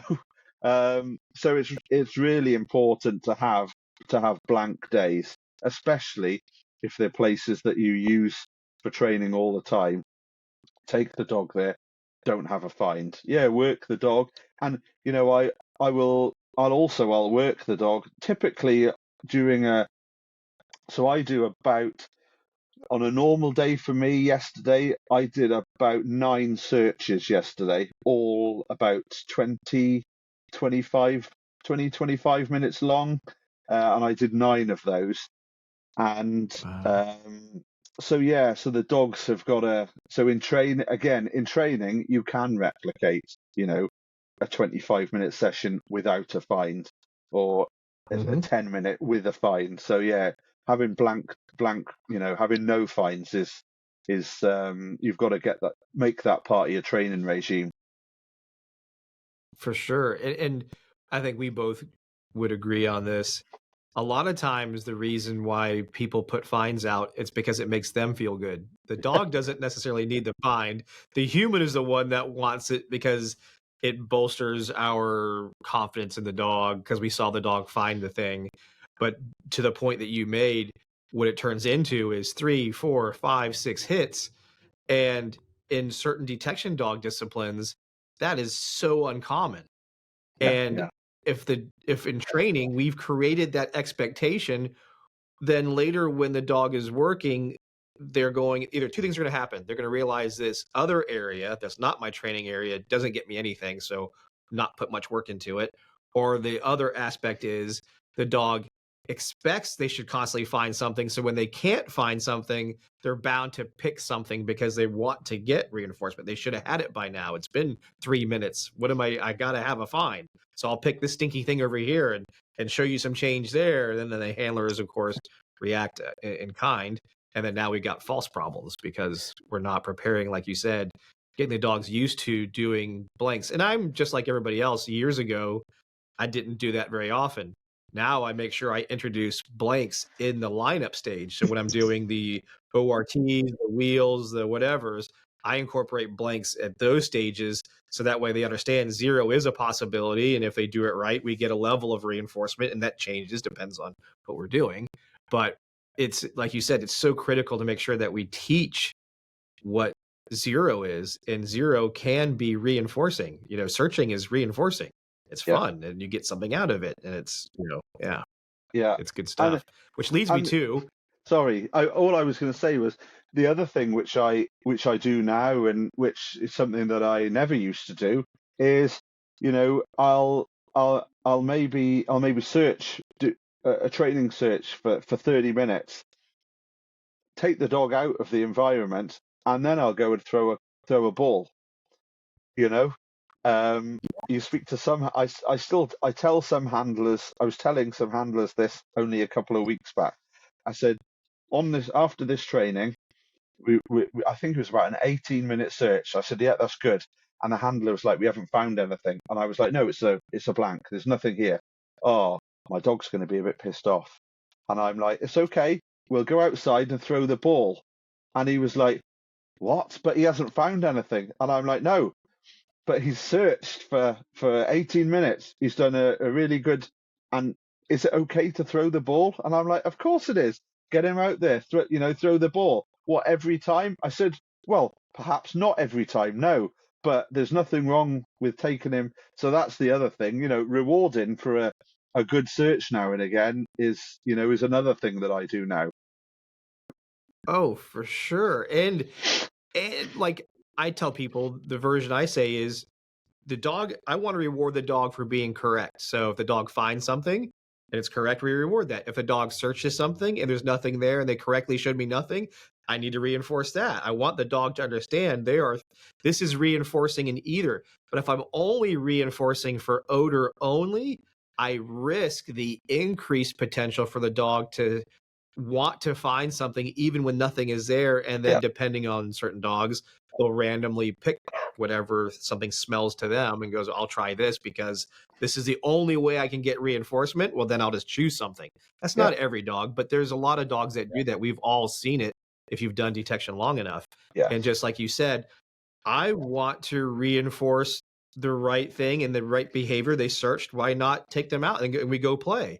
And yeah, like you said, do I do it every time? Of course, I don't do it every time, but I do it way more often than I used to. yes, yeah, Um, and I actually stole something from the Austrians. I watched them do something really cool this past year, and they have like a position they call it middle, so the dog will come between their legs, and they use that as a starting position sometimes. But they also use it as the dog is searching, and they've been searching for let's say 10 minutes.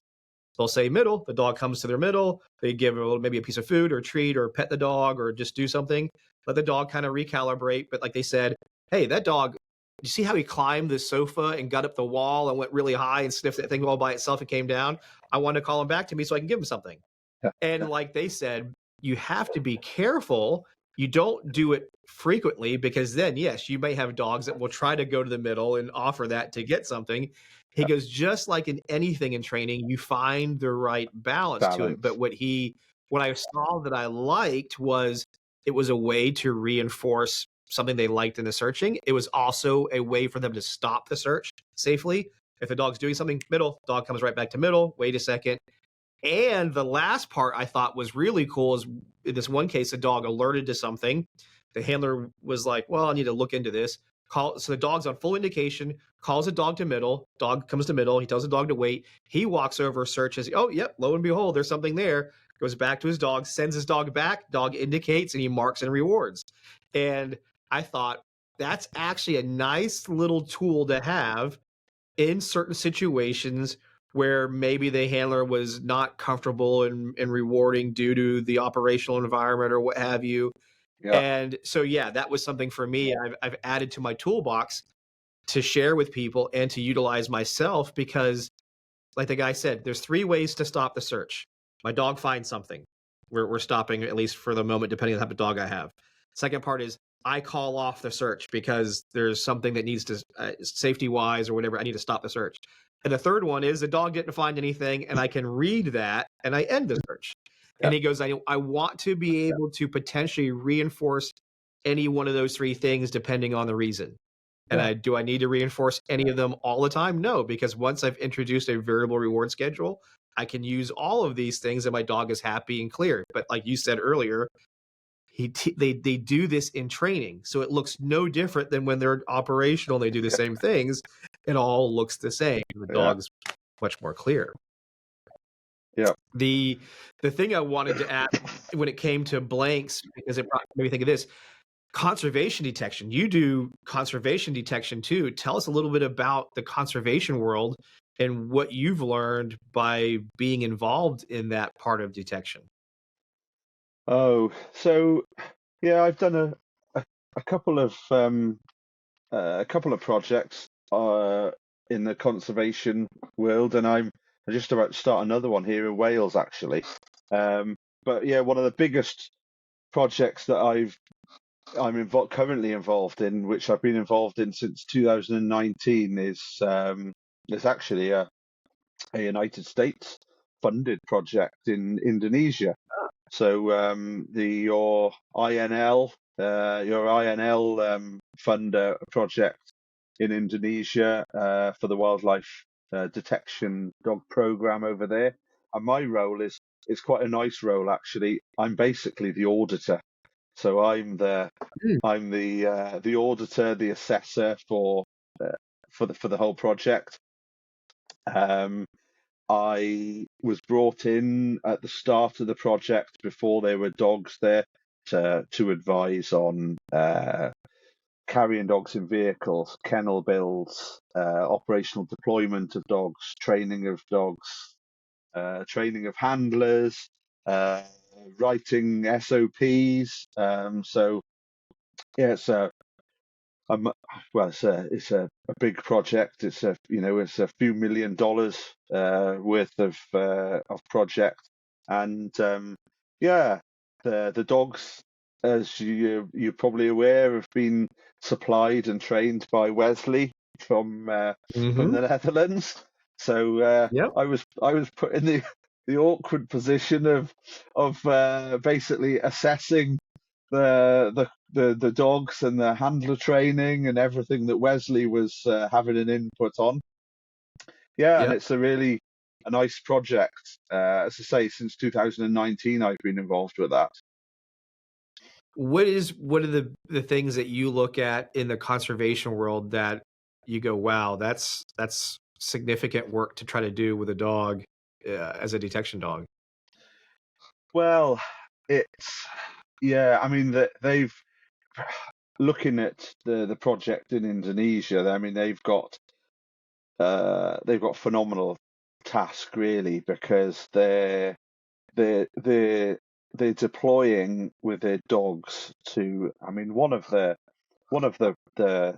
like ferry terminals, ports that the dogs are deployed to. I mean, I've got we've got 2 ferry ports here in this particular county where I live, and there are 4 sailings a day. That's it. They go across to Ireland, to Southern Ireland. So there's 4 sailings a day. So there's not much freight. There's not much car traffic or passengers, foot passengers. One of the ferry terminals that the conservation dogs are wildlife dogs are deployed at in Indonesia. There's 150 sailings a day. There are Whew. yeah, thousands upon thousands of trucks, of buses, and so that they've got the phenomenal task of trying to search, as much of that as they can, because the locations in Indonesia are hotspots for smugglers, for animal parts and whole animals, live animals, dead animals, and they're looking for things like for scat and feathers, Mhm. from birds, and as well as me, when you're looking for I don't know, 50 grams of Semtex, there's quite an odor with that, or PE4 or Mhm. something like that, some of those explosives, on a bus. When you're looking for feathers in bags, on buses, under buses, the task is quite phenomenal. But again, it's one of those jobs that, humans have realized that one of the best methods of detecting, these items that are being smuggled is by using detection dogs. So, yeah, it's quite a task, really.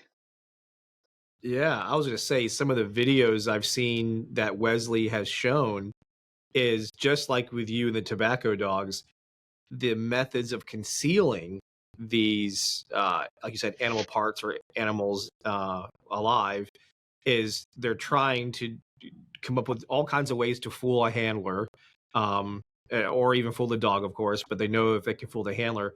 But it's again comes down to that ability to read the dog. Those environments do not allow for that really nice, perfect, pristine sit indication, because what they're searching, there's really no place to sit. They, like you said, they could be on top of cargo. They're going underneath a vehicle or in a really tight, small vehicle trying to search, what hidden compartments are in there. Just like many of those, again, in the drug dog world or other worlds where your thing you're looking for is intentionally concealed from you. Um, Really make sure that you have to be a good handler at reading your dog's subtle cues that they're on odor. I'm sure you've had to see some really crazy stuff over there, especially in Indonesia, where there's so many different kinds of things that are distracting to a dog.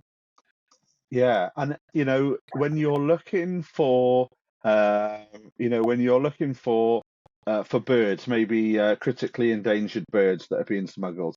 So you're looking for a helmeted hornbill, and someone's, got it on a bus, and they're trying to get on a ferry. And that same bus, there's a guy with a box full of chickens. You know, it's Yeah, that's it, yeah. it's and they're two different people. One of them is a smuggler. He's just got his helmeted hornbill that it might be dead, wrapped in clothing in a Mhm. bag or whatever. The other guy who's got a box full of chickens, he's not there to as a intentionally to distract you, but he's got a box full of chickens. And I mean, yeah, I mean, some of the things that I've worked in ports in the UK here. I worked, as a handler over in France, for our border agency for 2 years. Calais is one of the busiest, ports in Europe. But Indonesia, yeah, and when it's quite a dangerous environment as well. It's as you might have seen in some of the videos. There's no lighting. No one's got health and Mhm. safety. They don't believe in high-vis coats or flashlights Mhm. or helmets and goggles. And you're trying to search buses which are still running, and you're surrounded by police officers looking at the dog. You've got the handler, and you've got quarantine officers, and then you've got other people just milling around, and it's pitch black, and then you come back to social media and there's a dog, giving a perfect indication on a brick wall. Exactly. It's just they're just two totally. We place a lot of, we expect a lot from our detection dogs, and those dogs out in Indonesia, probably like many other dogs around the world, we expect a lot of them, and yeah, I do wonder sometimes whether we expect too much from them. Sure. Or maybe we aren't preparing them for what we expect them to go do, which is the other part of the thing is those are lessons I have learned for sure. Like, just like you said earlier, you're like, oh, okay, I can do this. So this is fine. And then all of a sudden you get in the real world and you're like, whoa, okay, wait a second. I wasn't quite ready for that way of doing it. Or my dog didn't do the thing I saw it do for the past 3 months in training. Yeah, What's happening here? So yeah, it's amazing yeah, what the real world will teach you, which really actually makes you more prepared on the training side. So with that said, and it was one of the last two things I wanted to talk about. So you'd mentioned the using Kong earlier as how you started some dogs, and that's obviously a well-known method. It's been used now for lots of years, but it's still a very controversial method, more so in the United States than anywhere else that I've seen. It's very commonplace in Europe and things like that. Um, what would you say though is pros and cons to if you're going to go down the route of using Kong to help get a dog started before you actually go to whatever your target odor is? What is a pro and con that you have to consider, knowing that operationally it's not uncommon for someone to have a Kong type dog toy in an environment or something maybe similarly made with a product like that, but let's just stick with the Kong for right now. What would you say is pros and cons if to tell somebody if they were considering going that route? right, okay. So I've got to be careful what I say now because I'm pro Kong. And Yep. this year, actually, only back in July, I met the owners of Kong.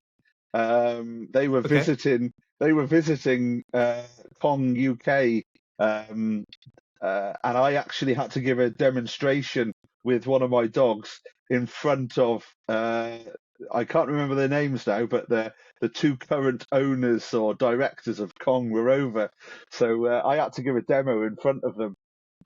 Um, I like Kong. They send me packages every few months. What I do though is I actually when I get new dogs, I leave the choice of of how we're going to develop the detection training. I leave the choice to the dog. I have some dogs here at the moment that, this is a real pain in the arse as well because it happens all the time. I get a dog out on a job. I've done it this week. I took the dog in. Um, I took the dog in, and the dog had a find. I marked it with a click, and I threw the Kong in. And I forgot that that dog doesn't like Kong. So I have to clip the dog up, hand it to someone, run out and get a tennis ball. So the first thing that I do with all my dogs is I'll take them out and assess them, do some training, and I use Kong and I use tennis balls, and I leave the choice down to them. So so so as I've just said, some of my dogs, are not interested in a Kong. They want a tennis ball. A couple of the others, are specifically, like the Kong. I like I like using Kongs because you can the dishwasher here at the kennels at the moment, or the autoclave is full of them. Uh, you Hmm. can you can boil them to clean them. You can cut them up. As you know, you can cut them up down to minute pieces. Use them for imprinting, for training. The good thing is you'll find Kongs all over the world. So if you're ever in a position where you haven't got one, you can always get a Kong. Hmm. But yeah, tennis ball. I think people forget as well that actually, this this current sort of trend that we've been going through, people cutting up Kongs into tiny pieces and putting them in walls. We actually did that with tennis balls, you know. Yeah, I remember that myself. We did that with tennis balls. The bad thing about tennis balls is yeah, you can put them in a washing machine. I put them in a washing machine, tennis balls, with dogs' blankets and dogs' towels, and they clean up okay. But you do have to throw them away, after a period of Mhm. time. Whereas I've got Kongs here, which are years old. You can continually use them. Um, then, as you've said, there is that thing. I mean, pretty much, again, going back to social media, the amount of people training on Kong today. I've been on my Instagram, and Brazil. There's handlers and trainers in Brazil using them, Argentina, US, Canada, Israel.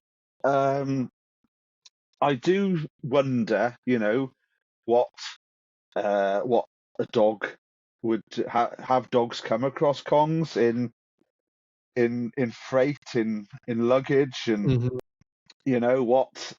what are those dogs trained on? Are they bomb dogs? Have they Mhm. been in? Have they indicated on luggage in airports and this kind of thing? As you say, they're quite. And here also, I've got Kong sent me. You've probably seen them. A tiny Kong keychain. How many of Yes. they are red Kong. How many people have got those keychains that are walking through an airport, and a passive explo or drugs dog is following them? I don't know.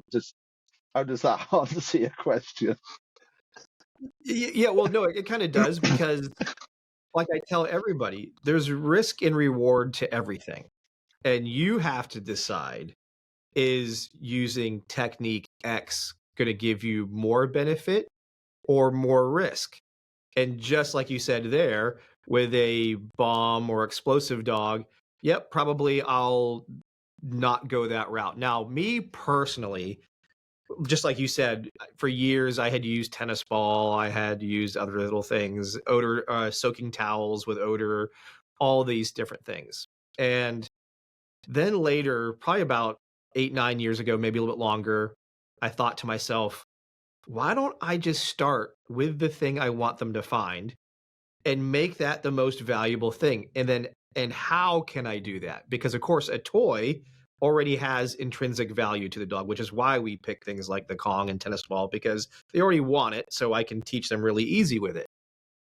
Then I challenged myself and said, okay, that's nothing more in the beginning other than an odor. In the very beginning stages, it's nothing more than an odor that's become fun. Um, how can I do this as a trainer and teach them the target thing is fun? And then that's where, through Bob Bailey, through another one that Simon mentions, how I learned to turn a dog into an addict for an odor. And that's just simply the delayed conditioning aspect. Like, you smell this, and if you smell this, this happens. And then, of course, as you already know, the marking, all that stuff makes that much easier. I didn't really know that until I didn't get into markers until about 2010, 11 is when I got introduced to it.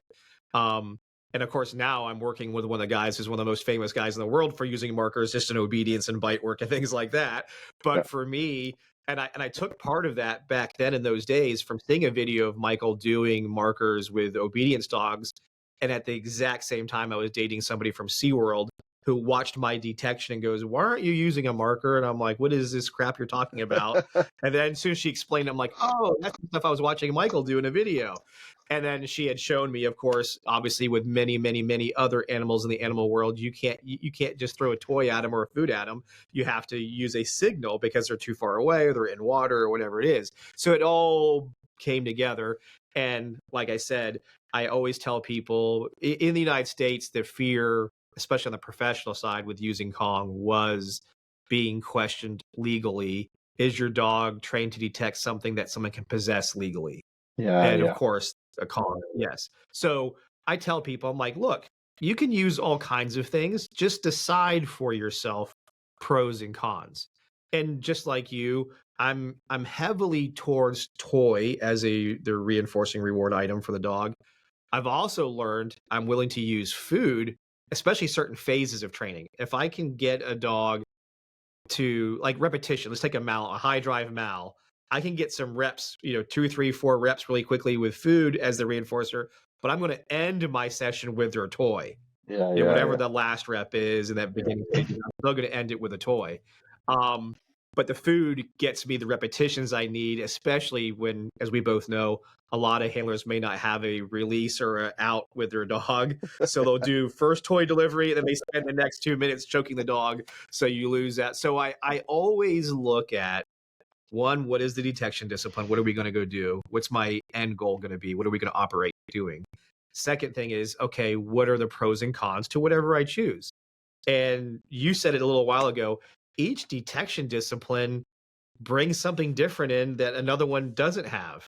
So you Mhm. have to be willing to be agile and flexible to adjust to meet that goal. And then, just like we've been talking about, when you see a trainer only do something, the same thing over and over and over again, that leads me to assume that maybe their training system isn't too flexible. And if that training system isn't flexible, I have concerns with, okay, well, then there might be too much rigid sides to this that prevents either the handler or dog from being able to adapt to whatever the real world throws at them. Yeah, I'm good with, just like you said, when Simon comes in and teaches, Simon is very rigorous about the process, the data collection, the procedures that you're doing it. But he's the first to say, in this area is where I'm particular. But the minute we're out of this segment and I'm in my operational segment, I need to be really good at knowing my dog. And I'm hoping that my initial training, where I had all those stricter procedures, helped me be much better at knowing that dog operationally. yeah, Um, but as we both know, both of us are guys that are both like, oh, I hate that crap, but I respect it and I know I have to yes, do it. But yes, man, it's not my natural way, and I would say I'm definitely less rigid than a Simon. I respect him. I love that he can do that. I can do it in shorter bursts, but this is why guys like Simon exist, because guys like me can't do what he does. yeah, yeah. Oh, he's a lovely guy, Simon. Yeah, Oh, he's I he's one of what I like about Simon is when you talk to him, he's got such a calming and soothing yes. voice and manner. He knows his stuff. He's a good guy. A lot of time for Simon. Yep, yep. Oh yeah, like I said, I'm thankful for guys like him, because I'm not like that. I can't do that. It's not in me. Plus, like you said, he's got a very calm demeanor, very calm personality. And I've had to learn to be calm, because just like you, when we come from that military law enforcement world, we're ingrained with a level of intensity that's not for everybody. Hmm. And Hmm. people like me and you can get sometimes misunderstood because of our intense in the moment levels of instruction, or intense in the moment how we work our dogs or whatever. Yeah, So this is why guys like you and I can gravitate really well together, because it's just how our backgrounds are. We're similar. So yeah, and we get and it. and as I say, with it, like anything, but especially with the dog world, you have all these you have all these different people. If you can take just one or two bits of information from all these different people, it's what makes, as you referred to, your toolbox. If you can take a bit from Cameron Fours, a bit from Simon Prince, a bit from Wesley, it's all those little bits that make up you as a dog trainer and a handler. Absolutely. So that leads me to my last question. What bit of advice would you give somebody who's, let's just say, they're working their first detection dog and there's so much information out there? What would you recommend somebody to, just to, like, you would say to them, hey, I'm glad you're in this world, but one of a very important thing to consider is, what advice would you give them? What would that What should they consider? Well, I Could be would something actually, like training like this, but real world's like that. But what would you do? well, I would actually, that's a good question, and I would probably say what like I do say to people, and that's you need to remember that not one not every not one trainer is right about everything. You need to go out there, and you need to look at social media, and you need to read books, and you need to make your own path. Don't be dictated to by by a cult way, or you need to make your own way in this world. I mean, I'm really bad. I mean, I was really bad when I worked for the Ministry of Defence. I I was if someone told me black was black, I would actually go and research and see actually if black was red. I never take, if someone tells me something, I will always Google or try and read or find out, and see, and I question everything as well. I think it's a good thing to to to question everything and anything that you're told. I won't just accept things. It's got me into trouble. It still gets me into trouble. I'm not always willing to, Same. you know. I'm not even to, I'm not a toe the line. I'm not a yes man or a toe the line person. So yeah, I would say to and I would say read stuff. I hate reading. I never used to read in school. If you were to give me a book of poetry or a as I don't know, a fictional novel or something, I couldn't read it.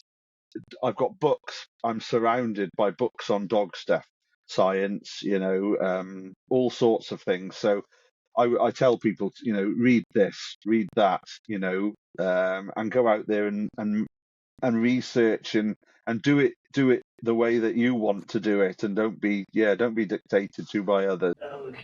I totally agree. I wasn't a big time reader myself, and but reading the dog related books, or like you said, finding the things online, have been all really, really awesome to have, um, to help me be better. And I recommend to everybody too now is read. Yeah, Um, and and Watching videos and things like that are helpful, but reading is good.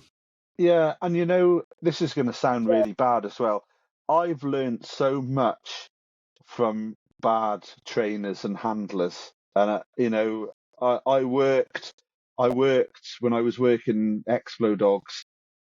I worked with, and again, this is going to sound really, sort of bad, but I worked with some retired cops, and they'd been in on dog units for 20, 25 years, and it was either their way or there was no other way. Hmm. And going back to Clicker, one of those guys, I still keep in touch with him now, and he's a good friend. And I tell him, to his face, he still thinks that a clicker is witchcraft. He, I know, right?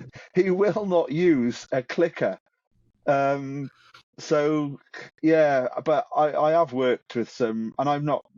I don't mean to make it sound as if I'm the best and I'm great, but I have worked with some truly bad handlers and instructors. Times I've screwed up and I make mistakes. And one of the biggest things I still do, of course.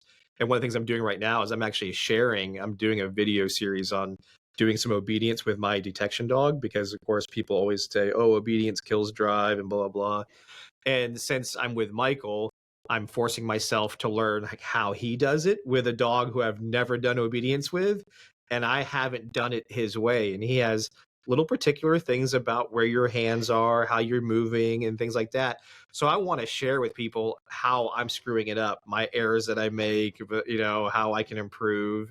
But the goal is to understand that, like you said, none of us are perfect, No, and we can still learn from those mistakes. We can learn from, hey, I may not agree with how that person trains at all, or that's just not, like you said, there's older systems that are still very, applicable. but you can also learn why you may not use that style because Yeah, or that method because here's the pros and here's the cons to it, and understanding those is very important. yeah. The I mean, I'm I'm just finishing actually. I've got it in the office here. I'm just finishing a book, and it's the third time that I've read this book. And every time I read it, I actually like get something from it. I'm not sure, and I'm not sure whether well you must be able to get it over with you, but it's a book called The Cocker Man, and it's a guy called Hedley Ah, Millington, and he's a working cocker expert, a gun dog guy, you know. But as I say, I've just finished reading it for the third time, and in the final few paragraphs, there were things that I picked up on that I haven't picked up on before. Um, so yeah, reading. I mean, there's so many books out there. You know, reading books and videos and listening to podcasts as well. I mean, I listen to your podcasts, and there's a few other podcasts out there that I listen to. You can yeah, get so much from listening to podcasts. for sure. Which does actually had one more question I forgot to ask you earlier. So both of us obviously are Spaniel fans. We like our Spaniels. What do you see as a difference between a Springer Spaniel and a working Cocker Spaniel? Maybe it's how they work, or maybe it's how you train them. What is something that you see that's a pretty big difference between those two variants of Spaniel breeds? That because we both know a lot of people can look at it and go, "Oh, that's a Spaniel." They don't really see the differences. But what is a person like you who's a connoisseur of Spaniels? What is the biggest differences that you see between those breed types? They're they're they are very very similar uh, breed types. I mean, obviously appearance, the Springers generally bigger, and normally liver and white or black and white. Um, and then the Cockers obviously come in multiple colours and are a lot smaller. They are very, I mean, speed and speed. They're pretty sort of similar with speed. I mean, having said that, I've got a Springer here.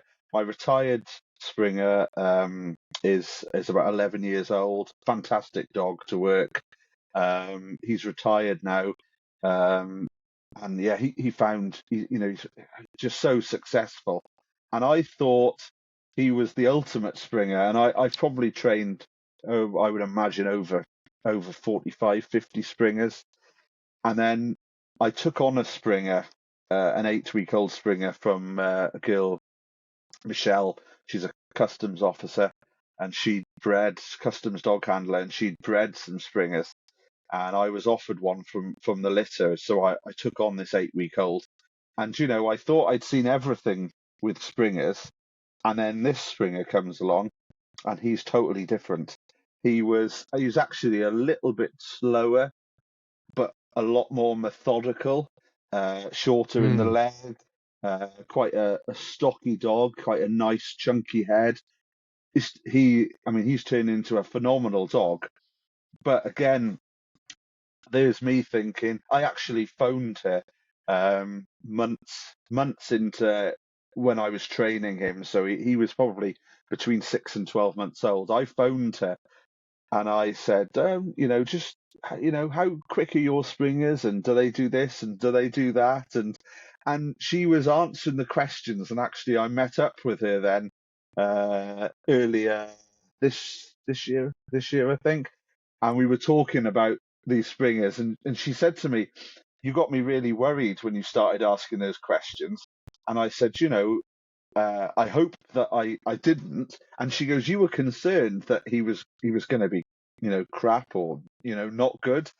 And I said, "Yeah, I was. But, of all the Springers that I've trained, this one is just totally different." So not even within the same breed are they the same. Um, so Hmm. yeah, Springers and Cockers, I do sometimes find the Cockers, I call them they a bit fidgety uh, when Yep. training indications. Springers generally a bit more solid with their indication, and if you want a stand or a sit or a stand and stare or freeze, generally easier with a Springer than with a Cocker. Having said that, I've had a few Cockers which it hasn't been a problem, but one of the main differences, I reckon, Cockers can be a bit fidgety, but they're just, I mean, Spaniels. I just love them. They're so much fun. Yeah, I agree. This is my take on I haven't seen nearly as many spaniels as you have.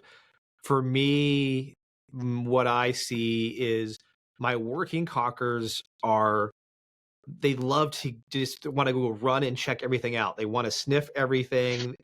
And in the beginning stages, it's a little bit harder to get them to sniff the thing I want them to sniff versus they want to go sniff everything else and run around and do the thing that they do, which is a lot of flushing kind of behavior, right? They Yeah, love to run wide open spaces, lots of cutting left and right and doing all that kind of stuff, but just sniffing their world. They just want to sniff everything.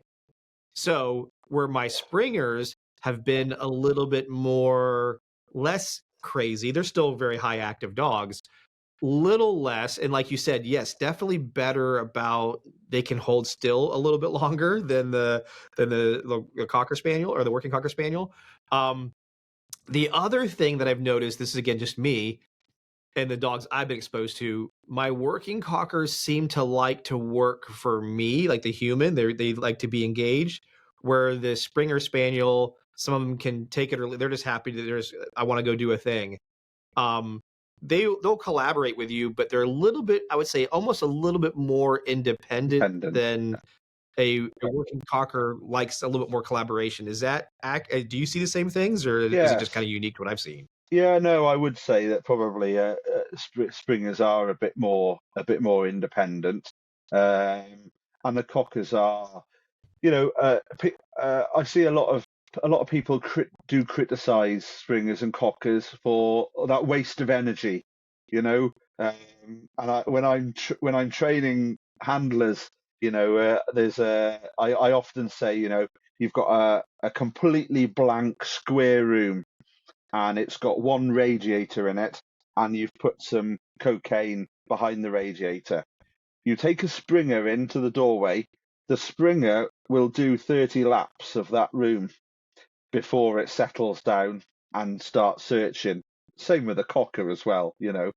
Um, and then a Labrador, you'll take it off the lead and it'll walk in and generally go straight to the radiator. So, yeah, people always sort of quite happy to criticize Springers and Cockers for that waste of energy, with that room search doing all those laps. But I think that's probably what I enjoy, about work.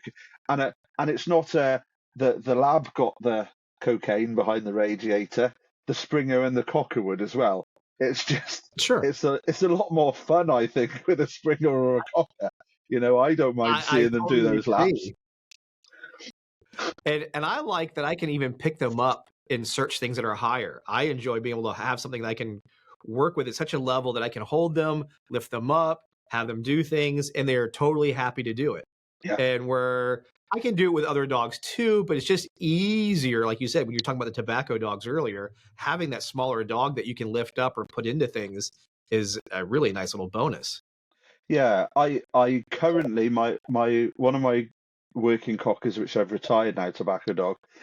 I used to do that on a regular basis. I could pick him up and I could pick him up in a room and I could task him to to air vents and sockets and whatever and I could put him back on the floor and he would then move to where the target odor was. I miss that. It takes a bit of training to do that with a dog, and I Yeah. haven't. The Springer that I've currently got, you pick him up and he just wants to play, fight, and wrestle. So I haven't. I do miss that with a dog. I haven't got a dog that I can pick up at the moment. So yeah, you can't do that. I couldn't do that with my Fox Red Lab. Yeah, it's definitely a little bit harder. So, how do people find you? Because it was funny when I was reaching out to you. It was like apparently 2 or 3 years ago. You had sent me a message about, "Hey, if you're looking for some spaniels, let me know." I didn't even see that until literally a week ago. For whatever the reason was, I missed it. But so, how do people find you? What kind of things can you help people with? So I guess start off with like how they find you and what do you do? What do you offer? Oh, so well, I'm on Instagram. Yeah, so I'm on Instagram at BWYK9. I'm on Instagram, Facebook, got a Facebook page. I've got a few. I'm not. I haven't developed my YouTube. I've got a few. If people want to see some of the work that I do with my Springers and Cockers and the concealments and all the fun stuff that I we love find. watching your deployment videos. Those are so cool to watch. Yeah, yeah. So that I've got a few YouTube videos, but Instagram and Facebook, and yeah. I mean, and as for sort of what I do, I mean, I like to stay. This is one of the things which I'm quite keen on. I like to stay operational and keep. That's the way that I learn. I like to be out there doing the job. Um, and I do a lot of consultancy work. I work, overseas for a number of customs and police departments. Um, yeah, and advising on the use of spaniels. I'm going to Sweden now, hopefully in the new year to do some work there. Um, yeah, so I'm happy for people to get in touch with me and ask me questions, and yeah, and You I, and said I networking. yeah, networking, and I've supplied. Um, Really lucky to where I live. I think the basis for me, the basis of having good working cockers and Springer Spaniels for detection work is you've got to have good bloodlines. And I'm Mm. really fortunate. I live in Wales, which is obviously within the UK, and I'm surrounded by people who work gun dogs and people who are keen to develop the gun dog breeding. So very fortunate to be surrounded by Springer Spaniel and working cocker breeders. So I come across a lot of. I've got a couple of new working cockers that I've taken in this past couple of weeks. Um, and I source dogs for overseas clients, whether it be the US or Sweden, wherever. Um, yeah, so good quality, really good quality Mm. working line springers and cockers. Yeah, that's yeah. I like to keep busy, basically. Oh, you definitely do. You are one of the busiest people I know for sure.